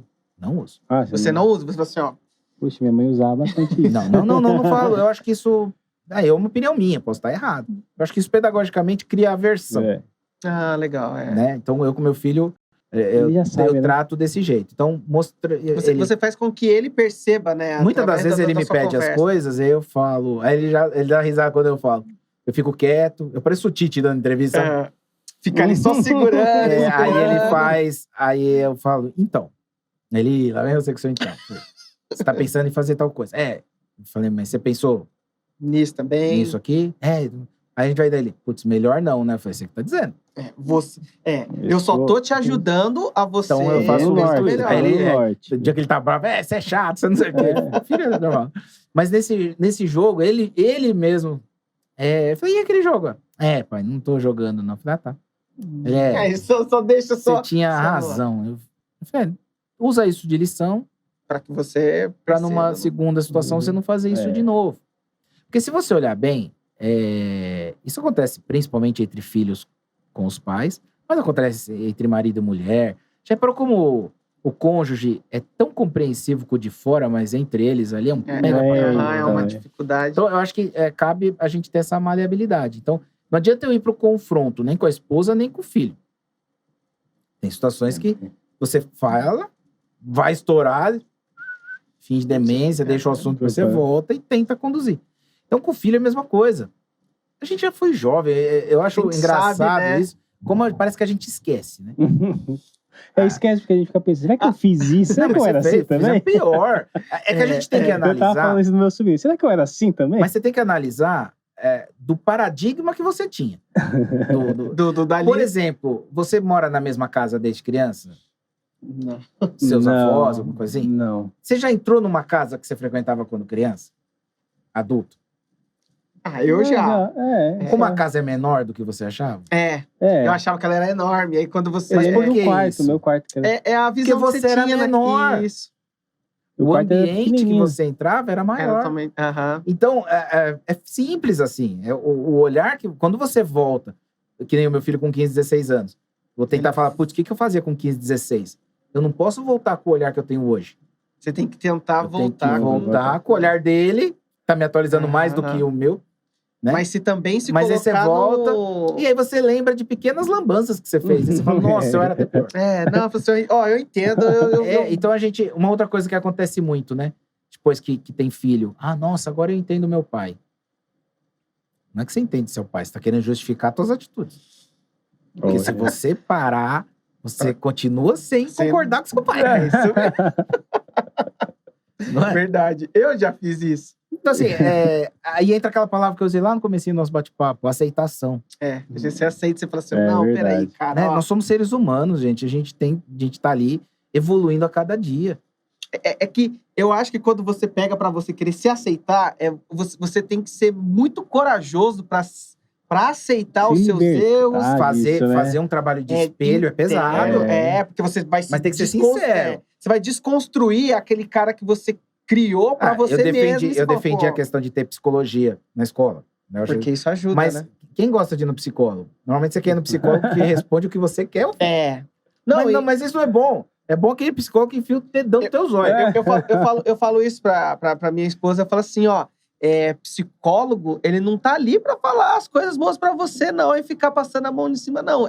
Ele vai te ajudar a você se conhecer, a entender os seus caminhos, o que você tá fazendo, e vocês dois juntos, ela vai falar certas coisas que talvez vai doer em você, vai você vai precisar machucar. trabalhar, você vai se desconstruir. Então, meu amigo... Naquele dia, o que eu tô fazendo então, aqui? você não, Não, depende do lugar que a pessoa fala, você sai... Você vai pula na primeira não, ponte. quero isso aqui não.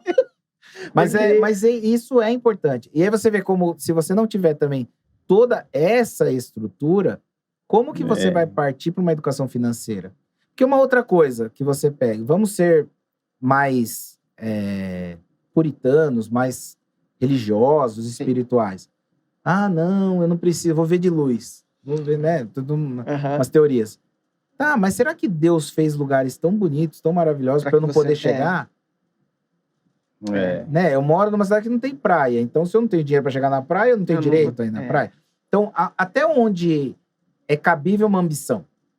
Aí tô falando tanto espiritualmente quanto materialmente também. Então, você tem que trabalhar tudo isso. Então, é um conjunto, na minha opinião. São diversos fatores que vai construindo essa... Outras coisas, a gente vê situações de exemplos de pessoas que deram certo, que venderam tudo, investiram numa banquinha de cachorro-quente e deu tudo certo. Né? Então, não tem uma fórmula exata. Eu acho muito subjetivo o que nós podemos alcançar. Agora, a partir da hora que você tem convivência ou que as pessoas possam transmitir algo que possa encaixar naquilo que você está falando, que você está vivendo, vai facilitar para que você consiga exercitar. A gente busca, às vezes, algumas situações, mas eu não tenho como fazer um vídeo cravado. Vou falar disso. Às vezes é nos bate-papos, é nas trocas de ideias. Às vezes, quando eu dou palestra no curso de noivos, no encontro de casais ou de amigos, alguma coisa assim, eu sempre falo, se tiver alguma dúvida, eu sei que foi algum amigo seu que mandou no zap, hein? Eu sei que não é sua, pergunta aí. Aquele seu amigo, seu primo, não tem uma dúvida, tem muita dúvida, né? O regime de casamento. E, peraí, eu tô casando com ela, mas ela tem uma empresa no nome dela. E aí, essa dívida se ela quebrar a firma, vai pagar pra mim. Então, são perguntas práticas que vão dar mais conteúdo do que eu fazer simplesmente você sempre... fazer um isso slide lá e explicar isso. Eu acho que vocês precisam saber. Isso divide aí. Tem algumas regrinhas 70, básicas, 30, né? A gente sempre fala, poxa, primeiro, trabalha com 10% de economia. Então, você ganha 1.000, você ganha 900. Sempre trabalha com 10. As pessoas têm essa mania de achar, ganho 1.000... Não, gasta 1.200. Não, primeiro que ela ganha 1.000, tem o limite do cartão, mas o limite da conta. Ela acha que aquele é o salário dele. Outra coisa interessante, guarda o primeiro 13º da sua vida. Começou a trabalhar, primeiro 13º aplica. Você vai ter sempre um mês ali guardado. Você não sabe a dor de barriga que pode dar. Eu de pouco tempo, eu digo pouco tempo assim, sei lá, uns 3, 4 anos, né? Pra trás que eu descobri a reserva de emergência. Eu também. Assim, eu falo, existe isso? Pra que emergência? E aí eu já utilizei, né? Num período, consegui repor. Não, mas quando você descobre o difícil, sabe o que é? Você descobrir o que é emergência, porque você tá sempre em emergência. Porque você tá sempre em emergência. Mas aí entra aquilo que eu falei. Como você vai atingir o teu grau de ambição? Se você só tá sempre ali. Aí você tem que criar alguns parâmetros básicos. Por exemplo, uma coisa que é muito importante, casa própria. Tem uns que dizem que não é bom ter casa própria. Aí já outros dizem, não. Eu vou falar a verdade pra você. Essa história de casa própria é que nem carro automático. Já viu o cara que fala que carro automático não é bom? É porque não tem dinheiro pra ter um. Então, casa própria é a mesma coisa. Você então, tem um carrinho automático, pô. Então, assim, vamos ser... Sem passar muita flor na coisa, não. Gosto disso. Existem situações que eu até concordo de investimento. Por exemplo, na sua atividade empresarial. Compensa você capitalizar um valor no imóvel? Ou é melhor você aplicar esse valor no giro da empresa e pagar um aluguel? Porque às vezes você vai aplicar R$1 milhão num imóvel para uma empresa e ela consegue alugar um mesmo imóvel por R$2, R$3 mil por mês. Não compensa ela ter um capital próprio de 1 milhão parado Do que é. Do é que, verdade. do que botar esse 1 milhão para girar na empresa e pagar 2, 3 mil de aluguel. Show de bola. Isso vale a pena. Agora, na sua residência, ela tem um valor diferenciado.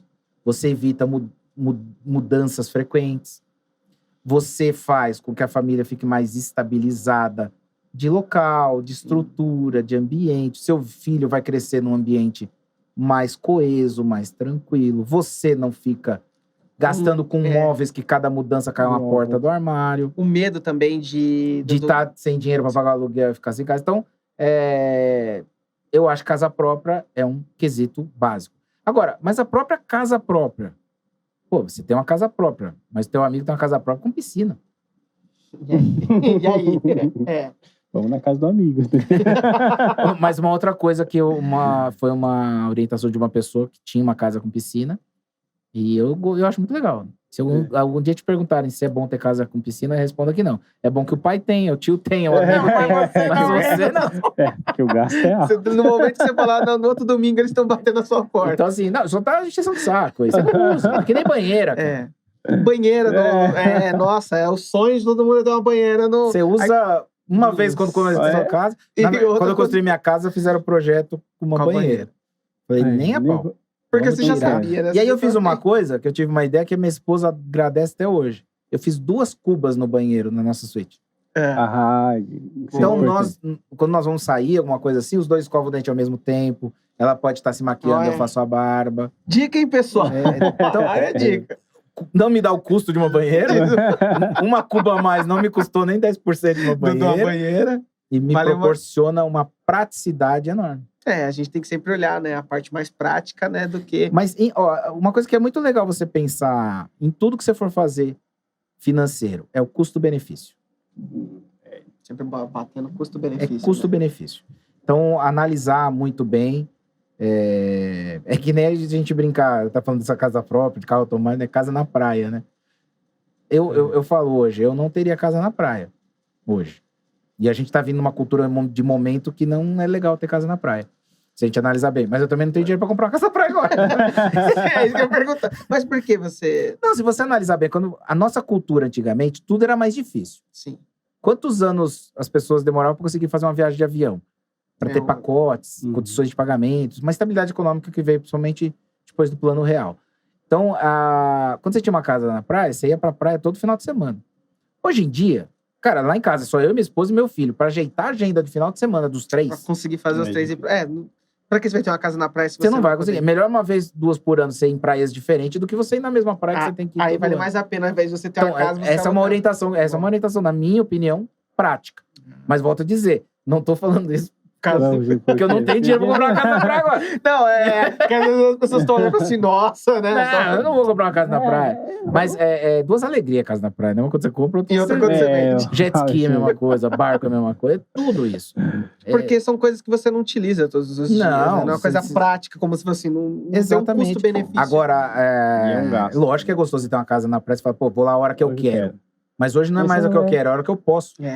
Não vai, é verdade. Isso mesmo, é a hora que eu posso. Então, compensa você investir um capital naquele lugar, ou é melhor você investir esse dinheiro numa outra forma e com o retorno do dinheiro, você pode proporcionar viagens durante o ano, uma em julho, uma em janeiro, ou mesmo se você contabilizar, você tem um apartamento na praia, mas como um apartamento por segurança, você tem condomínio, você tem o IPTU, você tem isso, você tem aquilo outro. Um dia que o vizinho de cima estourou o cano dele, aí... tá pingando, você tem que ir lá pra consertar o seu. Se for casa, alguém entrou, quebrou um vidro. Então, quando você tem... Aí você vai computando todo esse gasto. O valor que você gastou no ano, você tinha feito uma bela viagem.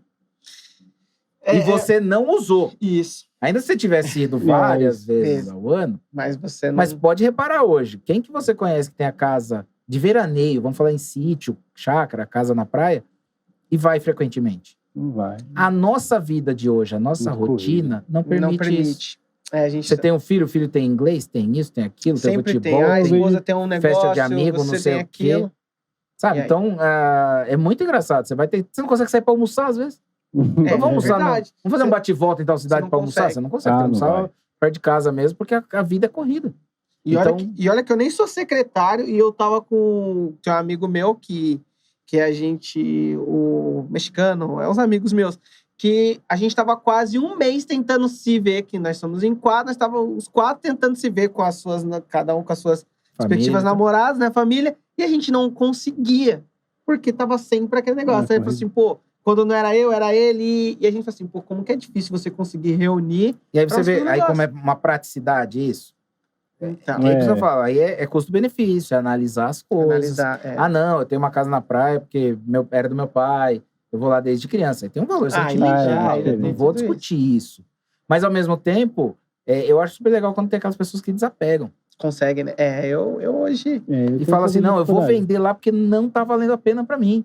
Eu vou pegar esse dinheiro, vou guardar e ainda vou guardar por mês o dinheiro que eu gastava com... E aí tem gente que consegue, né? Tudo processo, controle. É um processo. É tudo processo. um processo. A gente precisa assimilar isso. O começo de vida é sempre difícil. Né? A gente que sai de baixo, foi que eu falei, eu sou de escola pública, até o terceiro colegial fui pra faculdade no peito e na raça. Você vinha, né? De Ribeirão pra cá. Você atravessava, né? Um longo caminho pra poder estudar. Consegui entrar na faculdade, paguei meu primeiro ano de faculdade à vista e comprei um Fusquinha. Aqueles Fusquinha bom que você fechava uma porta, abria outra. Chegou no final do ano, eu não tive o aumento que eu esperava na empresa, isso e aquilo, problemas que passaram lá. Eu tive que vender o Fusca. Nossa. E comecei o segundo ano da faculdade, já pagando a primeira parcela, a segunda, me enrolei. Então, a gente passa por situações difíceis, entendeu? E aí é a hora que você tem que se reinventar. E aí buscar. E aí, às vezes, que né, a gente deu o exemplo do cara que vendeu tudo pra montar a banquinha de cachorro-quente dele, mas alguns dão certo, alguns não dão. É verdade. Sim. Então, a gente tem que tomar cuidado com esse tamanho de ousadia. Isso. Acho que tem sempre que ter uma margem de segurança para você se comprometer. Lógico, tem situações e situações. Quando a pessoa toma um tombo grande. A gente brincava, um amigo meu falou para eu montar um manual do devedor eficaz. Manual do devedor eficaz. De como? Adorei. Porque foi um exemplo que eu acompanhei. E eu falei pro cara, a gente veio a situação e falou, vamos fazer o seguinte. Você ainda tá em pé. Você ainda tá em pé. Só que você vai cair. Cara, pega tudo que você tiver de crédito e na praça, em banco, isso e aquilo, põe o nome de outra empresa, segura, pra você se reestruturar, se reerguer. Só que aqui você tá ferrado. Você já sabe. Só que você tem que pagar um dia. Você vai fazendo todo um fluxo. Segura imposto, você faz não sei o quê. Aí você vai trabalhando. Foi uma estratégia boa. Você tem que jogar o jogo. Sim. Já que você já... Até porque sabe às vezes você tem funcionários, você tem famílias, né? Direta e indiretamente. E ele conseguiu? Se reestruturou. Nossa, que legal. Tem um outro fator também, que foi até no mesmo caso. Ele tinha uma empresa, vamos falar em números, ele faturava 30 mil, gastava 20. Aí ele passou a faturar 100 mil, gastava 92. Eita. Poxa. Não adiantou aumentar a renda. Ele ganhava menos. E gastava menos. Mas no líquido dele estava menos. E o percentual de risco, porque o empresário tem muito risco. Quem trabalha por conta tem chance de melhorar? Tem, mas tem chance de cair também. Sim. O assalariado tem um patamar. O assalariado tem uma estabilidade, uma garantia. Agora, o empresário não. Em compensação, o empresário, na hora que dá uma dor de barriga, ele tem mais condições de aumentar a receita do que o assalariado. Sim, porque o assalariado só tem que né? Existe um... Então, eu sempre falo assim, já tive situações em que a pessoa devia mais de 1 milhão e ainda estava dando risada que vai conseguir pagar. E uma pessoa que tem uma dívida de 5 mil reais, que você olha e você fala, essa pessoa não vai pagar essa dívida. Não vai conseguir pagar. Pra você ver, né, como que é... E outra coisa que é legal pra gente aprender na vida. O tamanho dos problemas são proporcionais à possibilidade de resolução deles. O tamanho dos problemas são proporcionais à possibilidade de resolução deles. Muito legal. Porque se você, às vezes você tem um problema que ele é enorme, mas a probabilidade de solução é grande.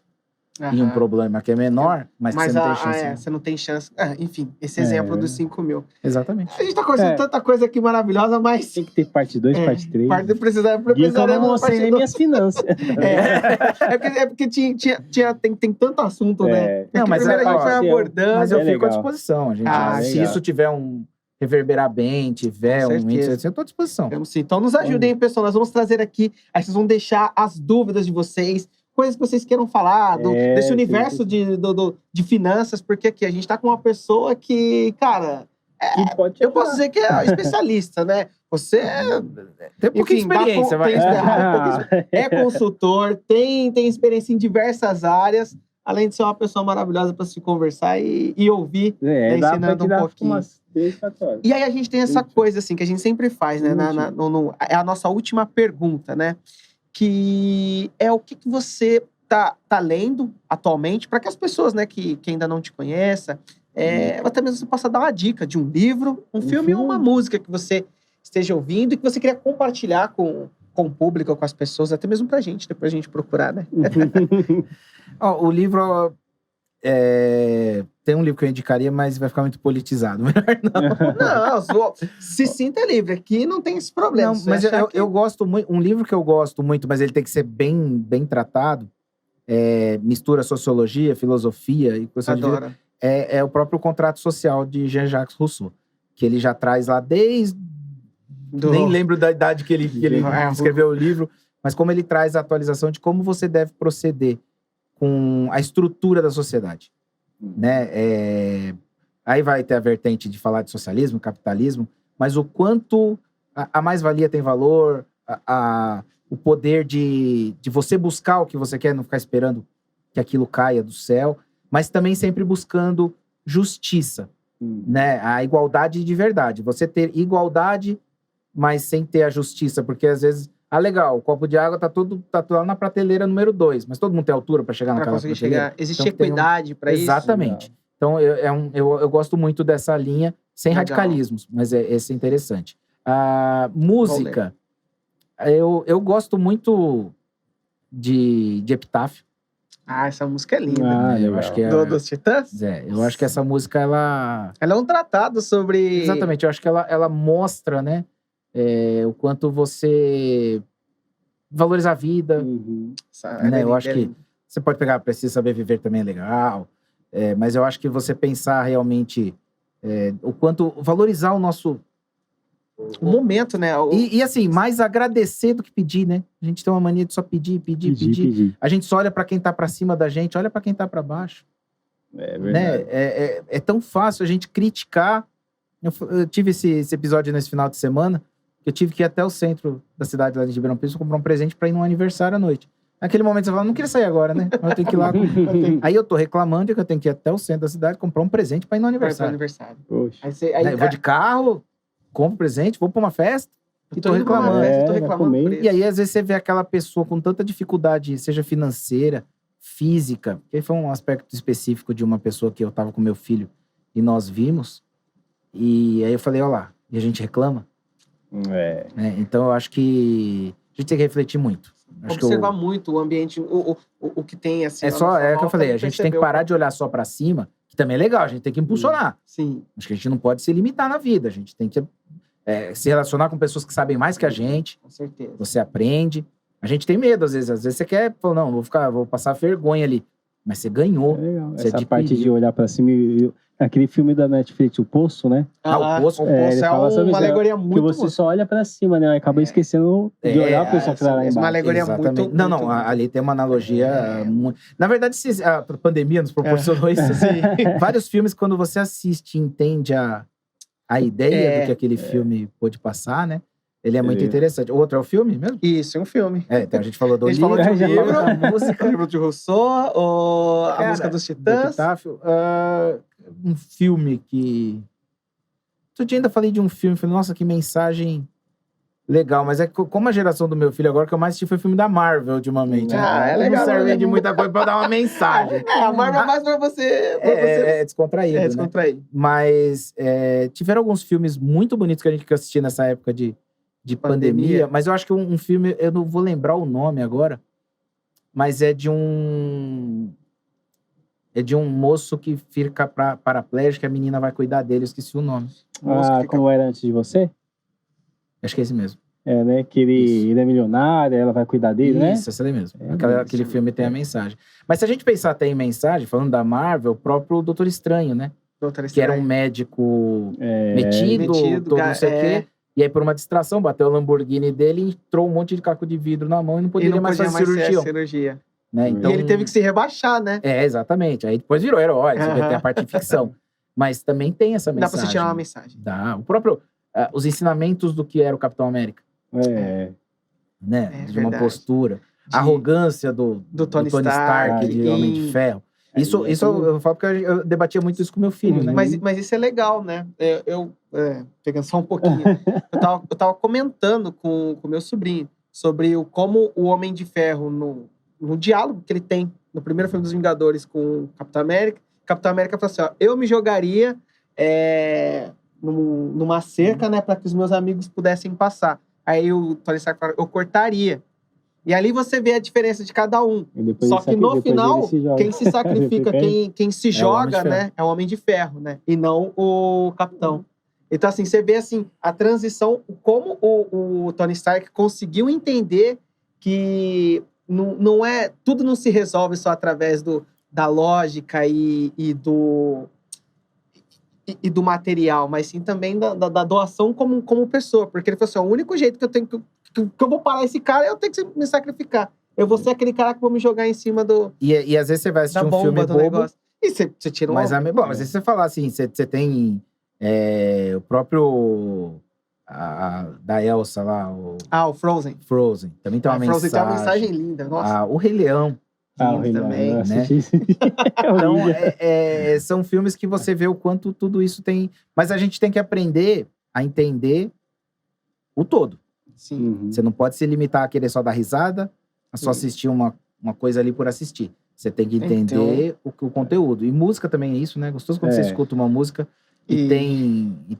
De música, por exemplo, tem uma do Israel Rodolfo que eu gosto muito, da gaiolinha lá, eu não lembro qual é o nome da música, mas que ele faz um exemplo do cara que é casado e acha que quer sair da gaiola e voar, o passarinho voar, e ele não valoriza a família que ele tinha. Quando ele volta, a gaiola já tá com outro passarinho dentro. Mas é isso. Então é muito legal isso. Maravilhosa a conversa. Legal. Pena que a gente tem que encerrar vamos torcer para que venham 2, né? Não, tem que vir. Bom, pessoal, muito obrigado por vocês terem chegado até aqui. E isso aqui é MVM, Só esquecemos de falar uma coisa. Do Pix. Dá tempo, Moisés?